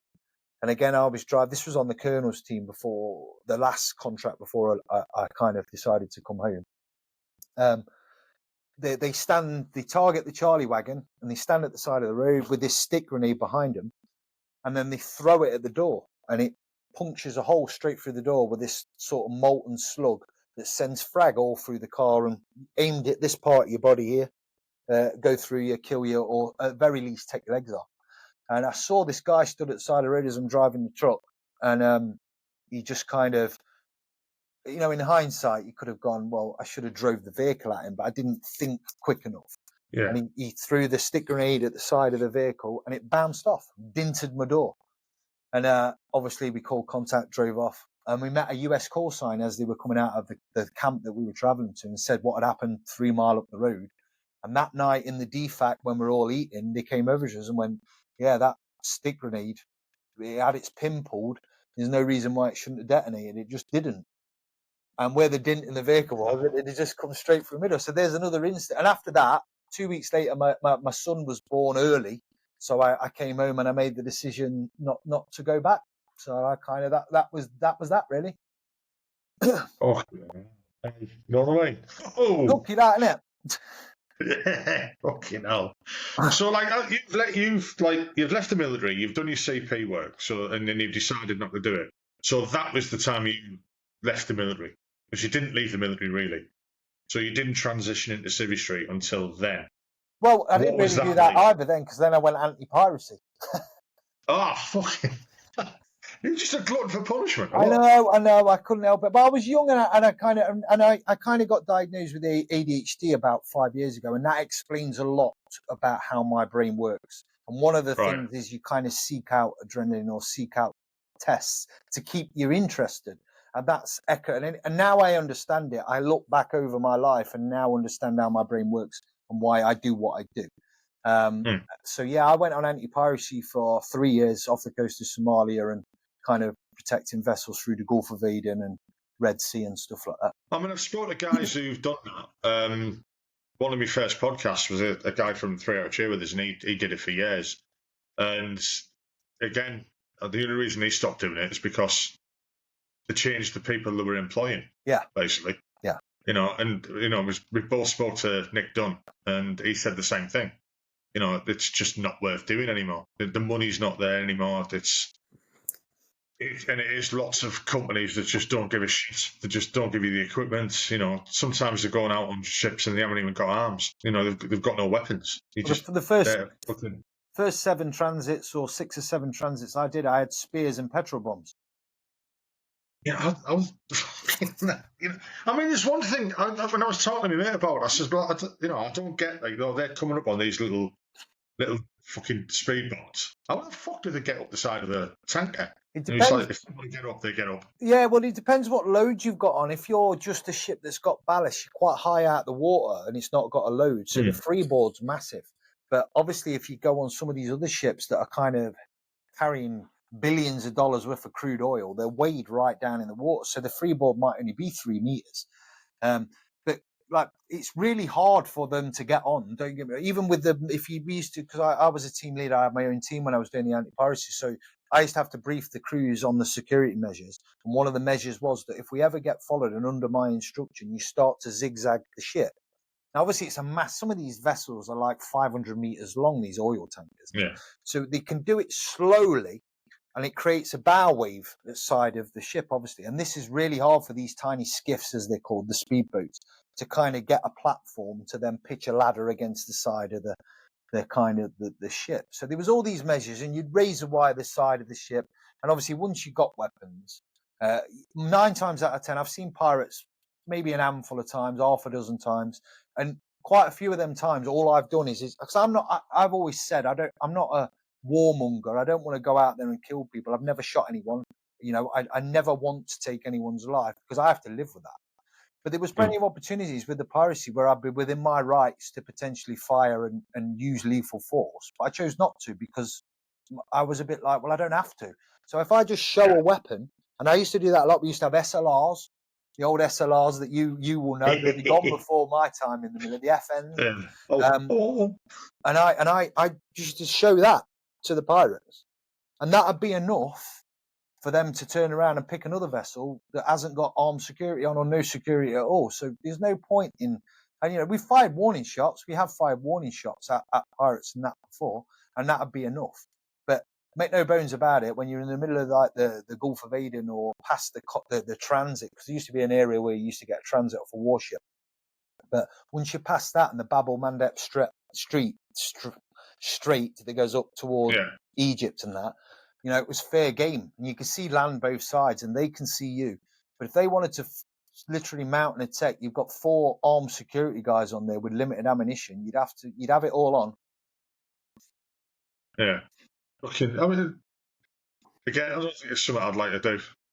I mean, the guys who I've spoken to who've done it have said like it was 99% of it was just boredom. Yeah. It's just, I'll go with that. dealing with the crew half the time that they didn't understand what you were saying and stuff like that. Yeah, no, there was that. And, but I got to travel to some really weird and wonderful places. I got stranded in Madagascar for 5 days. And just randomly. And this, again, I tell it out as I was with 3 guys, because we used to have a lot of, because our company was based in South Korea that I worked for, and I had a lot, the guys in the office who were dealing with recruitment were French Foreign Legion. So they used to employ quite a lot of Legion guys. So the 3 guys in my team were a Moroccan guy called Yusuf, absolute top bloke, 20 years French Foreign Legion. He were actually there in Somalia when Black Hawk Down happened. He was actually boots on the ground there when that was kicking off. So he had a kind of wealth of experience doing bits and bobs. And there were 2 other French Foreign Legion guys with me. We actually went into a nightclub in Madagascar. And I was pretty much, me and these other French Foreign Legion guys were the only white guys in there. And the security guard on the door had an Uzi. That's a true story. Totally oblivious again. Just like, I don't know whether it's my brain or what. Just like, I'll be all right. I'm in the middle of this nightclub in Madagascar where the security guard, whether it were fake, a real Uzi, I don't know to deter. I couldn't tell you, but I was a bit like, this could be a bit dodgy. You know what I mean? But that's just one of them stories. You just end up and you're like, how have I ended up here? Sounds like my type of bar. Yeah. So what made you sack it up then? It was again just family reasons, or no? I'd always wanted to be a firefighter. I kind of in between doing all this, I was a private investigator for I know. I've done all sorts, mate. I was a private investigator for quite a while, where I do surveillance. Do you remember BBC Rogue Traders? Yeah. So I did a lot of the background work for the BBC on Rogue Traders, where I'd go and do surveillance, where I'd kind of recce places and follow dodgy builders about that were robbing old ladies and taking advantage of old ladies and stuff like that. So I'd do all the research on my own most of the time for the BBC and put in a plan of where these people were exiting and entering the building, key codes if I could get them, their pattern of life. So when the BBC went in and did the full with Matt Albright and was it Dom that used to do it or whatever? Yeah, Dom Littlewood. Dominic Littlewood, yeah. Yeah, where they used to go in and do the filming bit. They had like a plan of action that I'd kind of prepared. And my most famous story that I've told a few times now, again, it's true, it's in the Daily Mail 2010. I got employed to follow Gordon Ramsay's father-in-law around London in 2010. And I did that for 2 weeks, following his father-in-law around to get. I'm not going into too much detail why I was employed, but there was a lot of allegedly stories of him embezzling money out the company and allegedly having an affair with someone inside the company. So I was tasked with following him around London, and I got all the kind of information, pictures of him having an affair with the company's solicitor, female solicitor, allegedly, barrister or whatever she was. And took all these photos, and Gordon Ramsay won in court and won something millions. And that was all my work. So I always say, on the off chance that Gordon Ramsay ever sees one of these podcasts, I'm after a free meal. My fiance is a big fan, so I'm after a meal. You owe me that one. Should try and get him on your podcast. I've tried. But the other one I've did, the celebrity one, I'm sworn to secrecy because he's a professional footballer. He's on about having me on his podcast. But I kind of had some involvement with him back in the day with following. I not say too much, but that's going to materialise in the future, hopefully. So what got you into firefighting then? I always wanted to be a firefighter. My best mate at primary school, his dad was a firefighter, and I was always in awe of firefighters. So I applied when I first left the military in 2004, and I got through to the interview. And sadly, I wasn't successful because I interviewed really shit. You could probably tell that by how we're talking. I don't interview very well, so I didn't score. I just thought it was going to be a bit of a given. I'd done what I'd done. I'd been in the military. I was a strong, fit lad. I thought I'll turn up for the interview. They'll ask me a few questions. We'll have a bit of a chat, and they'll be like, it's almost a given. I'm going to get in, and it wasn't the case. I misread the question, so they gave me a question, and it was a 10-minute or 15-minute discussion, 10-minute presentation stroke discussion on the modern day role of a firefighter. So I thought, I'd talk about a bit of firefighter, they'd ask me a few questions. So that's how I kind of planned it. Went in, sat down in my suit, and they went, right, your 15 minutes starts now, go. And I was like, what? I hadn't planned it as a presentation. So I think I spoke for about 3 minutes, and then I was just like, right, that's it. And strangely, I never got the job. Yeah. So yeah, I always wanted to be a firefighter. Tried 3 times after that, and then the third time, I do everything in threes. I got through, and I actually was on a floating armory, still doing the anti-piracy in the Gulf of Aden, when I got a message saying I'd had a letter when I was home on leave saying I've been successful. You've passed. You've been invited for a medical. So I was like, I'm in. Took me 3 attempts. I've got here. Over 10 years this took. And yeah, I was on a floating armory in the Gulf of Aden, and all of a sudden I got an email through saying, sadly, due to the lack of numbers or whatever the reason, they're not running a third course, so you're not being it. You'll have to reapply. So I was like, you are kidding me. I finally got through, and they're not running the course that I'm going on. So I decided to take a long transit on a ship for like 8 or 9 weeks. I was the only English speaker on it, a Chinese ship, the only English speaker with 3 Sri Lankan Navy guys in my security team. So that was interesting. Cockroaches everywhere, horrendous food. I got really, really bad food poisoning and was ill for about 2 weeks. I couldn't do anything about it. And then about 4 weeks into this transit, I got a phone call off someone back home on a sat phone saying, you've got to get back. You've been kind of picked to go on the medical. You're in. So I had to make up some sort of bluff story, a compassionate reason. And I got off in Saudi Arabia, and it should have cost me $5,000. But the company turned around and go, oh, don't worry about it. We'll pay it. Just pay it us back when you come back out. Obviously, I never went back out. I got in the fire service. So, yeah, a bit dodgy, that one. But, I got off in Saudi, had to come through Saudi Arabia through Jeddah, and then, flew home. And I got back with 24 hours to spare, had a medical, started training about 3-4 weeks later, I believe, the September 2013. So what's the training like for the fire service then? I mean, I know nothing about fire service at all. You know what? With me being ex-military, I naively thought, wow, it's going to be very similar. Is it going to be as similar to that? But also, I've been out a long while, so I forgot kind of that structure of training, and I didn't think it was going to be as harsh. And it wasn't. I'm not going to lie to you and say it was anything like going through para-reg training or basic training for that matter.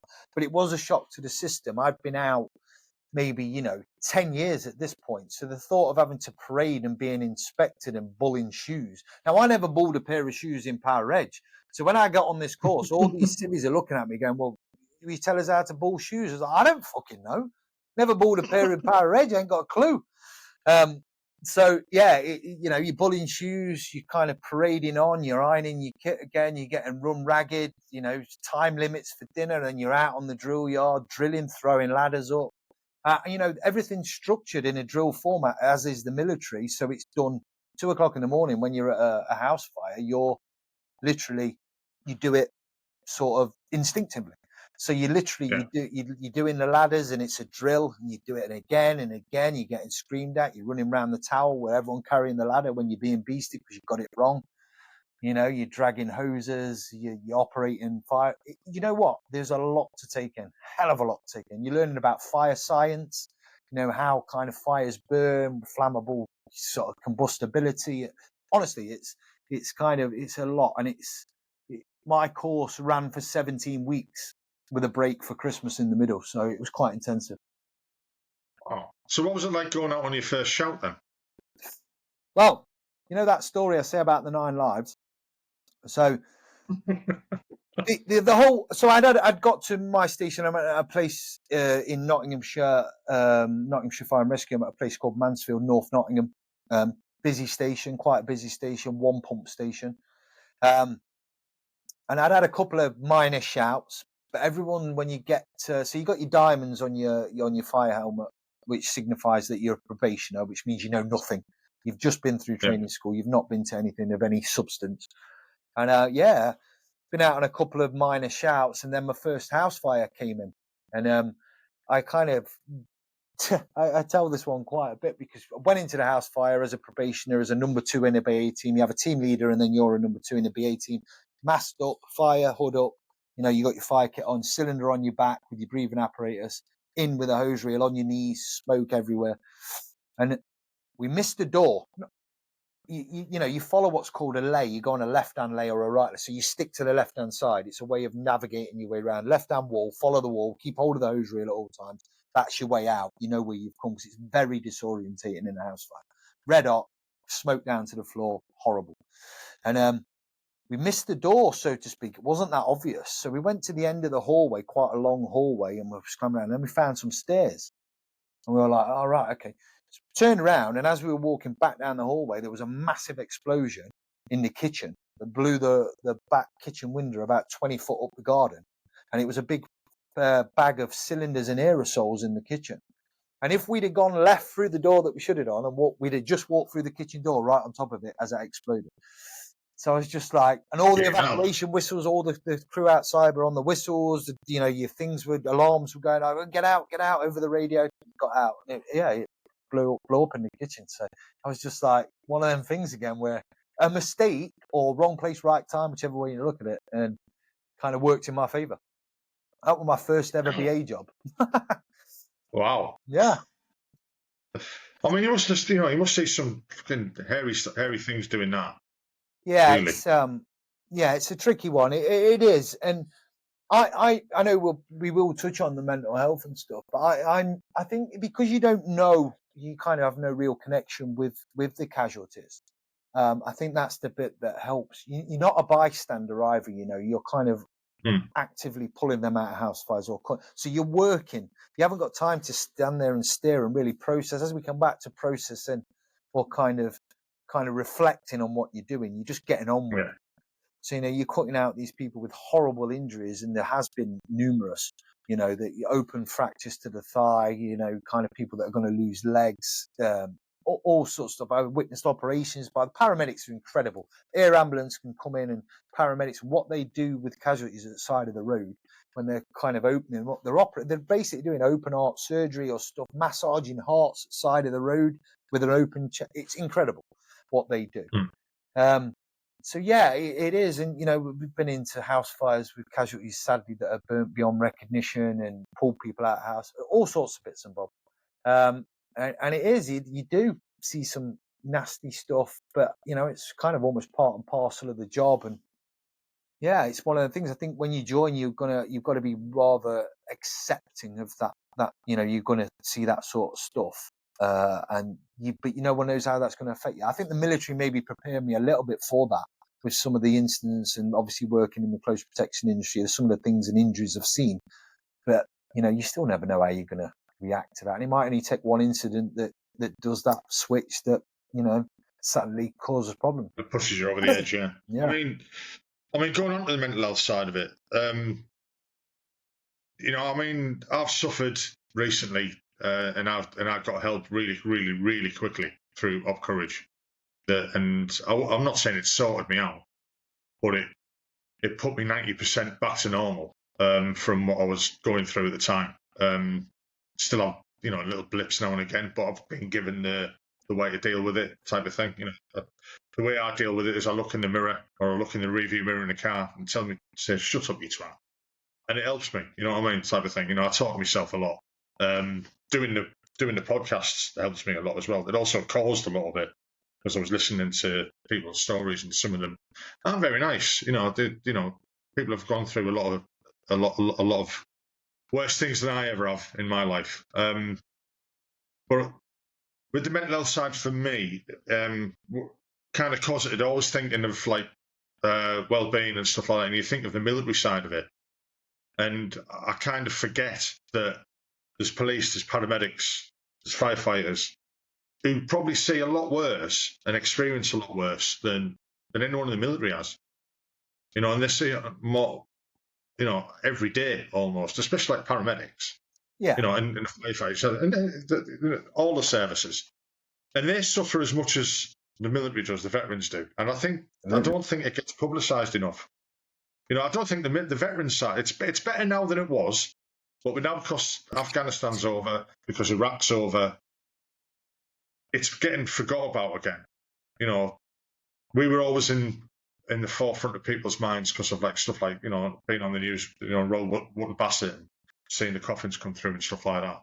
And it kind of like died down and forgot about, and it's starting to come up again. There's there's not as many charities out there that were before, and some of the charities that don't do enough, they're there to cash cows for people. That sounds a bit harsh, but it's fucking true. There's lots of money that's not getting put in the right place and stuff like that. And then you've got lots of little charities, like the guys that helped me with the East Durham Veterans Association, and they were fantastic. And everyone I know now who I think needs help, I put them onto them. I said, go and get in touch with them. And I've spoken to guys on the podcast who started charities, and because of no funding, they've had to stop. There's no funding coming from the government. But the op courage stuff and all that I think it's a really good thing. But like I say there, you forget that there's other services that need it as well. There's people like yourselves who are going to be suffering a lot more, or guys that you work with will be suffering in silence. You generally in the military deal with trauma and stuff like that with black humour, gallows humour, we're going to call it. I'd imagine it's exactly the same with the fire service. Yeah, and with paramedics in the police, yeah. Yeah, no, 100% it is, and it is done behind, kind of closed doors, obviously, and it's never done in a disrespectful kind of manner. But it is a coping mechanism, and the fire service now have only just started really to kind of get on board with the kind of mental health thing. They've been a bit slow off the mark with it, and it's a lot better now. It is getting better, and we do have, my fiance Hannah, she's part of the crisis team. Which go out and talk to crews that have been to kind of nasty incidents that have affected them. And we have like decompression sessions now after kind of nasty incidents where you'll have people come round and sit round and have a cup of tea with you and a bit of a talk to you and help you kind of digest. And it's all about getting the full story. We kind of talk about the whole story because if you're riding, there's different roles that you do when you're on a fire engine. You'll have a driver, you'll have an OIC, an officer in charge.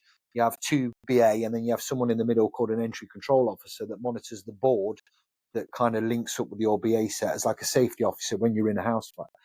But they might not know what you've experienced they might just see a casualty being pulled out and see that and not know. So we sit around and we all tell our almost part of what's happened at this incident from the OIC for the driver. So everybody kind of gets to know the full story so you can almost get some sort of closure.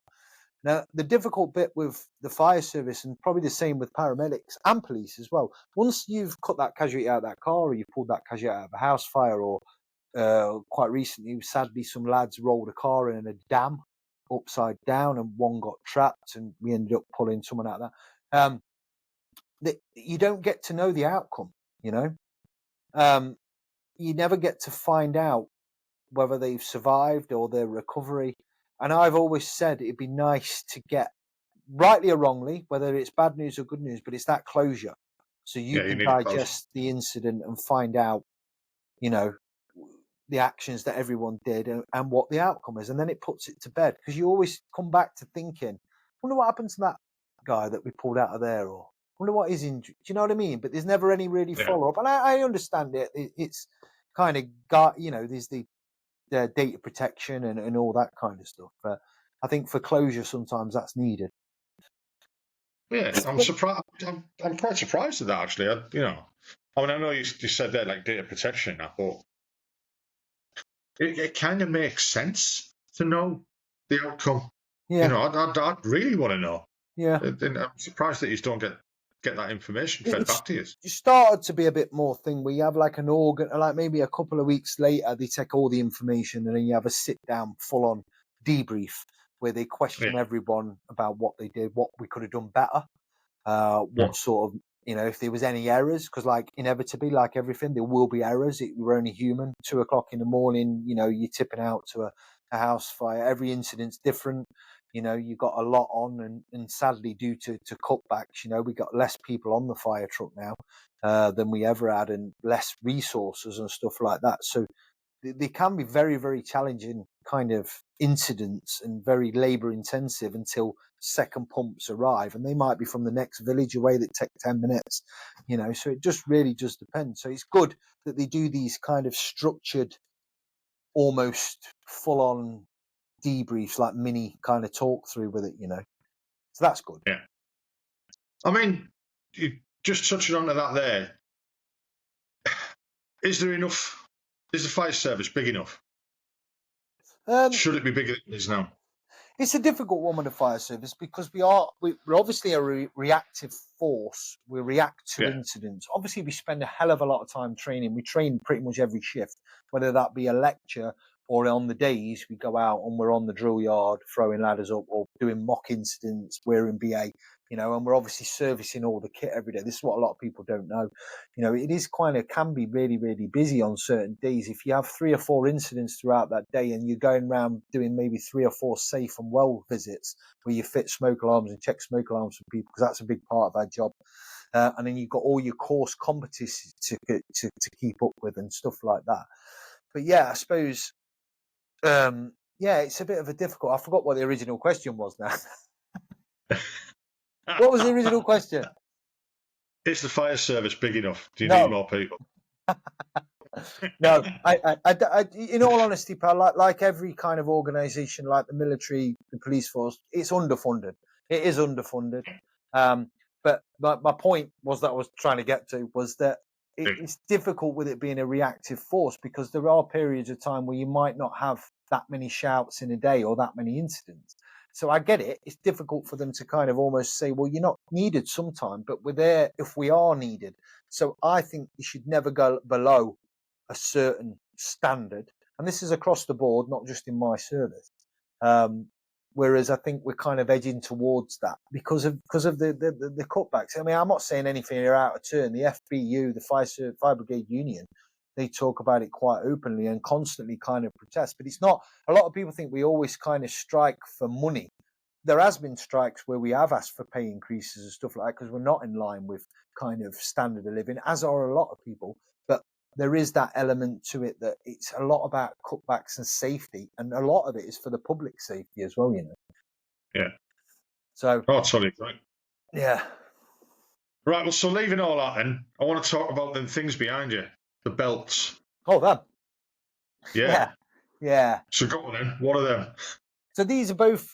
So I've always been. I'm more of a boxing fan. I don't want to kind of make out I'm some sort of champion boxer because I'm not. I love boxing. I boxed a bit in the military, and then I decided, in my infinite wisdom, to have a white collar fight when I was in my early 30s in a nightclub after coming back off the ships with very little training. I fought a big black lad who was about 6'6". Didn't know I was fighting him until the night, and I was like, "There's a picture of me on my social media of me staring up at him like that." And it was a good fight. I got, I think it was a draw. Got fight of the night, and then I really got a taste for it. So I obviously at this point was coinciding with joining the fire service. So I offered to fight for the fire service. So fought for the fire service, did really well. Fought a firearms police officer from Scotland, kind of beat him. And then for like my 3rd or 4th fight, I got offered to fight a former England rugby player at the Motorpoint Arena in Nottinghamshire, in front of 4,000 people. So I'm a bit like, in for a penny, in for a pound. Or I'm like, well, sod it. You know what I mean? So this guy, he's quite well known. He played for Warrington Wasps, Mark the Beast Hilton. And honestly, you want to look at him. When I had a press conference, it was like a press. It's unlicensed boxing, by the way. It's not professional boxing. It's unlicensed, somewhere in between. You could argue in between amateur and professional. I just think it's another organisation. It's just not as well kind of managed as the professionals or the amateurs. It's just something in the middle that allows people like me that have a bit of a fascination with it to fight. And there are some really good unlicensed boxers out there. So yeah, I ended up finding this guy, and we had a little bit of a press conference, and literally I turned up on this guy, and he looks like, he's a lovely bloke, but he looked like he'd been run over by a truck. He had a big flat. You Google him, he looks like an absolute animal. So I'm like, really?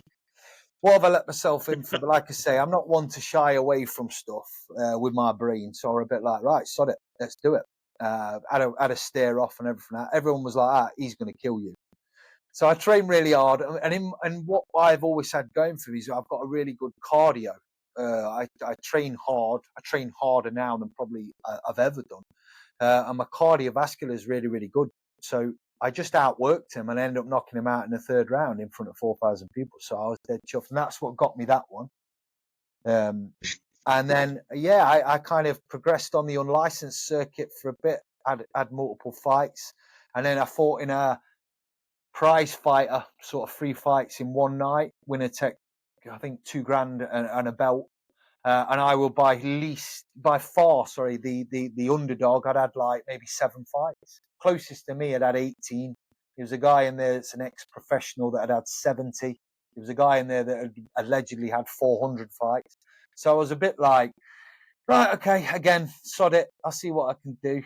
And I drew the guy that had 70 fights. He went on, after I beat him, he went on to be crowned the world bare knuckle champion, fought at the O2 and won the belt for the world bare knuckle title. Jody Meikle, his name is. So, yeah, I beat him on points. First time I've ever been dropped. Dropped me about 10 seconds in. Caught me behind the ear. I'm on all fours and the canvas is doing that. And I'm thinking, I don't like this. Picked myself up, outworked him, beat him on points. Yeah, fought a guy called Sean Williams who's had like 400 fights. Beat him on points. So I'd done 6 rounds up to this point. And then the guy in the final was a guy called Danny Whitaker. He went on to be ranked, after he fought in this fight, he turned pro, and then he was ranked 18th in the UK as a pro. He fought David Adelea at the O2 quite recently and lost to him. But he'd knocked every one of his opponents out in the first round, so he was fresh as a daisy. I'd done 6 rounds at 37 years of age. This guy's 26. So I went in, and I went the distance with him, went on points, but he beat me. You know, he beat me fair and square on points, but he never stopped me. And then, yeah, that was the only loss. I ended up finishing off 14 fights, 12 wins, 1 draw, 1 loss. Well done. Well done. Well, it was one of them, and I recently thought, I mean, I'm 44 years of age now, and I thought, I'll dust them off. I'm not fought in 3 years. 3 years ago, after not fighting for 2 years prior to that, someone offered me a fight in Cumbria for a fee. And I was a bit like, well, it's easy money, innit? I'll just turn up. I'm quite a fit lad. They changed the opponent when I got there. Turned out I was fighting another former pro rugby player who literally come at me like a bull in a gate. Out a gate, and just basically end up having a war, hanging out my arse. Just managed to get the nod, I think. And then, yeah, I decided, sod it. I'll have one more this year in April for the fire service. And that's when I decided, that's what got me that one, actually. That's what made me think it's time. It's like a veteran's belt now, because I'm of that age. It were a bit, made me think I can't carry on doing it, because I knocked him out in 52 seconds. But in 52 seconds, I managed to hurt my shoulder and tear my hamstring. So I was a bit like, right, okay, it's time to wrap it up now. Yeah, it's done. Yeah, it's time to hang up them gloves, yeah. Well, it can't go on forever. No, you can't. But I like it. I like boxing. I'm a big boxing fan. I always wanted to have a go. And it just kind of led as a challenge. And everything. I'm always seeking challenge. I'm always looking at something else I can do to push myself. Whether that's for charity. I've done quite a few charity events. Kind of decided to walk from the furthest fire station south of the county in Nottinghamshire to the furthest station north 56 mile with a weight of a BA set on my back. And I did that in 12 hours, 56 mile with a BA cylinder and BA set on my back. So the weight of a BA cylinder on my back. Yeah. Raised money for charity for a sick firefighter, bless her, but she sadly lost the fight with cancer. So, but I try to test stuff, and if I can help people along the way, I'll. So what got you into the podcasting game then? Your sound's gone.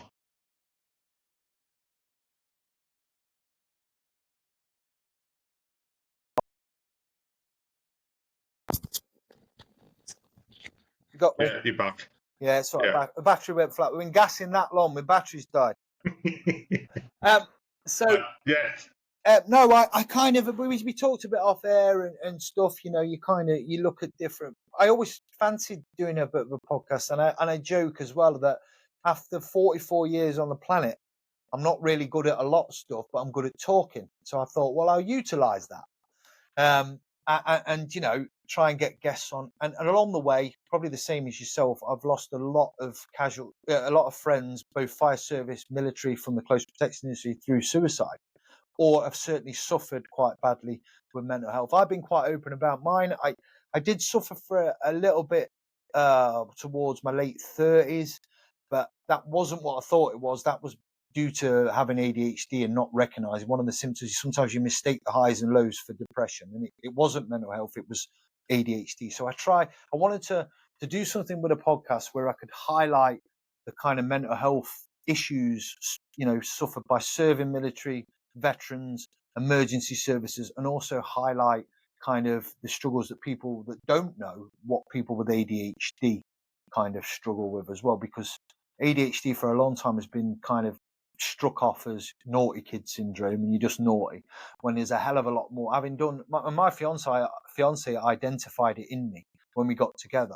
She was like, in the nicest possible way, have you ever thought about getting checked out for certain things because there's something quite not right with the way that you think? And I was like, that's the nice way of putting it. That's not what she said. She went, you're a weirdo, go and get it checked. No, I'm joking. Yeah. But she kind of said that to me, and I was like, all right, okay, just isms. And one of them is I can't stop fiddling, and I've got it's a bit like a comforter. So I sit here and I go round the edge of it. And I know that sounds weird. It's off. There you go. So yeah, I kind of off do stuff. I'm always kind of fidgeting. The way my brain learns, the way my brain thinks, the way I digest information, everything. And from the point of realizing that's what I had, it's helped me understand my own brain. So once I'd understand it, it was very liberating. So I wanted to almost help people understand their own brains, because once you do, it's a different world. And I wish I'd have figured it out years ago, because I know now why I think the way I do, and it's easy to kind of digest, So the whole podcast was, I want to talk to people that have had their own struggles with mental health. That's only one part of it. I obviously wanted to talk to interesting people. My first ever guest was Lucas Brown, world heavyweight boxing champion of the world, because I'm fascinated with boxing. But I thought, well, I could use this for the mental health route. I could use it for various reasons. And selfishly, I get to talk to interesting people. I find it fascinating. But also I get to kind of put a bit back, raise a bit of awareness. I'm not going to lie, if I can turn it into a bit of a business and a retirement fund down the line, I'm not going to lie, it'd be nice, but I can't really see that happening. But it would be nice. But if I can progress it you never know. enough, You never know. But that was never really kind of a massive sway with it. It was more to kind of give something back. I think you get to a certain age in life where you kind of, when you're happy, you're content, which I am with my fiance, my house. I have my kids twice a week. I pick them up from school very, very shortly. I'm in a very, very good place in all kind of avenues of life. So now I'm at a position where I can do something where I feel I can help other people, So that was the brains behind it. I mean, like I said, we spoke before we started. For me, it's a way of having something to do. If I'm not doing this, I'm not doing nothing, and I get bored very, very quickly. And when I get bored, I tend to have a beer, which is not good for you. No. Don't get me wrong, I quite like having a beer, but it's not the way I want my life to go. And I was going down that route. So doing this, I started in January. Like I said before, I've done like 70 interviews. They're not all out there. There's only 40 of them out there. And I found it, I wouldn't say freeing. You know what I mean? It's not like there's not a halo period and it's been all wonderful and stuff like that. As you know yourself, it can be fucking hard work. Yeah. I didn't have my eyes open when I went into it. I didn't realise that it does take perseverance and stamina to keep it going. And a few times I thought, what's the point? I'm going to sack this. But it just takes one person to say to me or send me a message and say, keep it up. Thanks for doing this. I'm really enjoying them. And you just think, oh, well, great. I'm not blowing my own trumpet or anything like that, but I get enjoyment out of knowing that somebody else is listening to it and enjoying the stories. And it's not about all the alley stuff, all the paras, all the Marines, all the SAS and stuff like that. And it's great to, hear your story. I'm not dissing the paras or like that. Christ, I'll get filled in. It's everyone has got a story. 100%. Everyone. Yeah. Everybody. Some guy just walking past the house, come in a minute. They'll probably think I'm a bit strange, but everyone's got a story, and everyone's story will relate to somebody. It might not relate to everybody, but it'll relate to somebody. I've just finished listening to an audiobook of one of your mates, Beyond the Drop Zone. Oh, yeah. Yeah. and I'll be speaking to him on Thursday night. And Andy Harrison, is Andy it? William. Andy Williams. Sorry, yeah, I knew that. I went for a period of time of having loads of Andys on, and then loads of people with a different, and then loads of Williams. So I'm a bit like Andy Williams, Andy Harrison. Andy Williams. Yeah, top lad. Yeah, really nice guy. Yeah, I'd recommend anyone to either read his book or get it on Audible. I've got it on Audible because I'm too lazy to read. The way he explains PTSD in it is fascinating because he goes really into how it affected him. You know what I mean? And it's very, you can relate to it. You can understand what he's saying. It's very eloquent the way he does it. It's interesting, you know, and I'm looking forward to sitting down with him and chatting to him on Thursday night about it. Like I say, for me, it's been an eye opener and it's been brilliant. I've really enjoyed doing it, and I like listening and watching your podcast as well. And I like the way that you do your midweek one where you talk about mental health and you know, do you get much feedback from that? Yeah, I do. I've had nothing but positive, but the problem being is the midweek ones had to drop off a bit because of just time. It was becoming a bit too hard a work to kind of get the podcasts in and then edit them and get them out 2 a week with a full-time job and having my kids and the gym and all the other bits I kind of do as well. So yeah, that was a difficult part. So I've had to drop that off now. So I'm just going to integrate them into kind of weekly ones. And I have got, and I'm trying to, like what we talked about before as well, was like, what I'm trying to do is probably yourself as well, is evolve the podcast to kind of reach further. So I love having Power Edge people on. I love having military on. I've had numerous guests from all sorts of units on, the same as yourself. I've obviously had some kind of bigger names on and everything else. And I'm about making it very diverse. Like I said to you, yesterday I did an interview with DJ Nigel Thompson, Jumping Jack Frost, drum and bass and jungle DJ, and how he's been quite open about his alcohol and drug addiction and how he went to prison and then he turned his life around, has become a very successful jungle and drum and bass DJ. So I'm just trying to kind of also appeal, and I felt like if I can widen the audience and make it a diverse audience by just having loads of different people on with loads of different industries, stories, whoever, you know, then surely that reaches wider kind of audiences. But the message is still the same. You know, it doesn't change from whether it's someone in the military to someone that's in Hollywood. It is literally, the message is to get rid of that stigma around talking and being open about mental health. And either way I see it is whether that's here he is, paratrooper, you know, someone from the fucking artillery, someone from whatever unit you can think of, or whether that be, you know, a DJ, or whether that be a Hollywood actor. If they can come on my podcast or your podcast and be very open about their kind of struggles with mental health, surely other people will see this with the views and then go, well, they're talking about it and they've done this, or their avenues they've gone down in life. Surely I can open up about it as well. And that's the kind of thing. So a bit like yourself, I started off with, you know, a lot of military and boxers and stuff, but I'm just trying to kind of evolve it to incorporate everyone, but the message remains the same, you know? Yeah. When they say it's good to talk, I mean, from your own experience, it is. You've got to talk. You can't hold it in, you know. And I likened it, when I went to see the counsellor, she was brilliant, absolutely brilliant. And she just kept telling me, stop it. And I'm saying, what? She goes, you've gone into podcast mode. You're doing a podcast in reverse. Relax, talk. And I was bringing things up that I didn't even know were in my mind. Yeah. You know what I mean? And there was things there that from early on in life that I'd forgot about, and that also caused the issues that I was having and stuff like that. But once I got them words out, once I'd spoke about it, it was literally like someone had just lifted a weight off my shoulders. And it really, really helps. And again, if anyone's listening to this and feel as though they've got no one to talk to, you know, talk to someone. You know, I've known guys, I've spoken to guys who've suffered from it, and they went down a different route, and they write. Yeah. You know, they've you know, whether it's writing a poem, writing a book, or just writing to themselves. You know, therapy through writing. I know guys who just write stuff down. They don't give it to anyone, but then doing that process of getting it out of their mind and onto paper is a release. So there's different therapies out there that people can do, but you've got to. The hardest step is asking for help.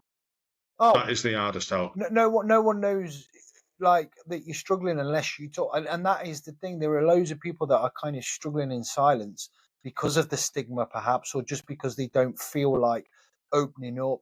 And there is still people that will criticize it. That look, there's trolls and haters all over. I get it on some of the YouTube comments and some of the social media comments, and I get defensive and it gets my back up sometimes, and then I have to take a step back, and I've learned that and realize that this person might have had a negative experience with mental health. They might have opened up to someone or told, spoke about it and then been kind of smashed back down, with it, because that's how it used to be. So I have to kind of take a step back sometimes and actually kind of, realize that, it affects people in so many different ways, and you can't literally. And I was probably, I don't know, like a lot of guys of a certain age, I was a bit like, because I've never really kind of, I have had my own kind of struggles in a way, but nothing like some of these guys, and nothing like yourself, thankfully. But a kind of, I don't know. I used to dismiss it a bit, and my mindset was a bit like, oh, man up. You man up about it. Get a grip of yourself. What's wrong with you? And now, as I've learned and researched, now I feel really bad for having that opinion of it, and now I understand it. That opinion is not just like when you think about it with other people. My experience was I thought about myself. Yeah. Because that's the way I've been dragged up. Especially in the military. From my experience, that asking for help was hard, and it was negative as well. So I was at the doctor's for a different reason, and I knew there was something wrong. So I asked the nurse. I said, "How do I go about asking for mental health? Or saying something about mental health?" And she literally just looked at me, and she wasn't expecting that question, and I'll give her a due for that. But she just went, "Oh, you fill a form in online," and that was it. And I went, "What?" And I felt fucking deflated. I felt really, really. I went home that day, and I was probably at the lowest I'd ever been. I was having panic attacks and stuff like that. And I filled that. I went, right, fuck it. I'm filling the form in. I went online, filled the form in. And part of the form, I probably should have filled it in while I was feeling it, because I was more honest. And it asks you certain questions, and you answer them honestly about dark thoughts and stuff like that. And it said at the bottom of the form, once you've submitted, it'll take 5 to 6 practice days before you get an answer. And I thought, fucking hell, if someone's desperate, and I've lost mates who have been that desperate that they reached out and sought help, and they were getting help, but they got in touch with them again and saying, look, I need help now, right now, I need help. And they didn't get an answer, and he asked for that on the morning.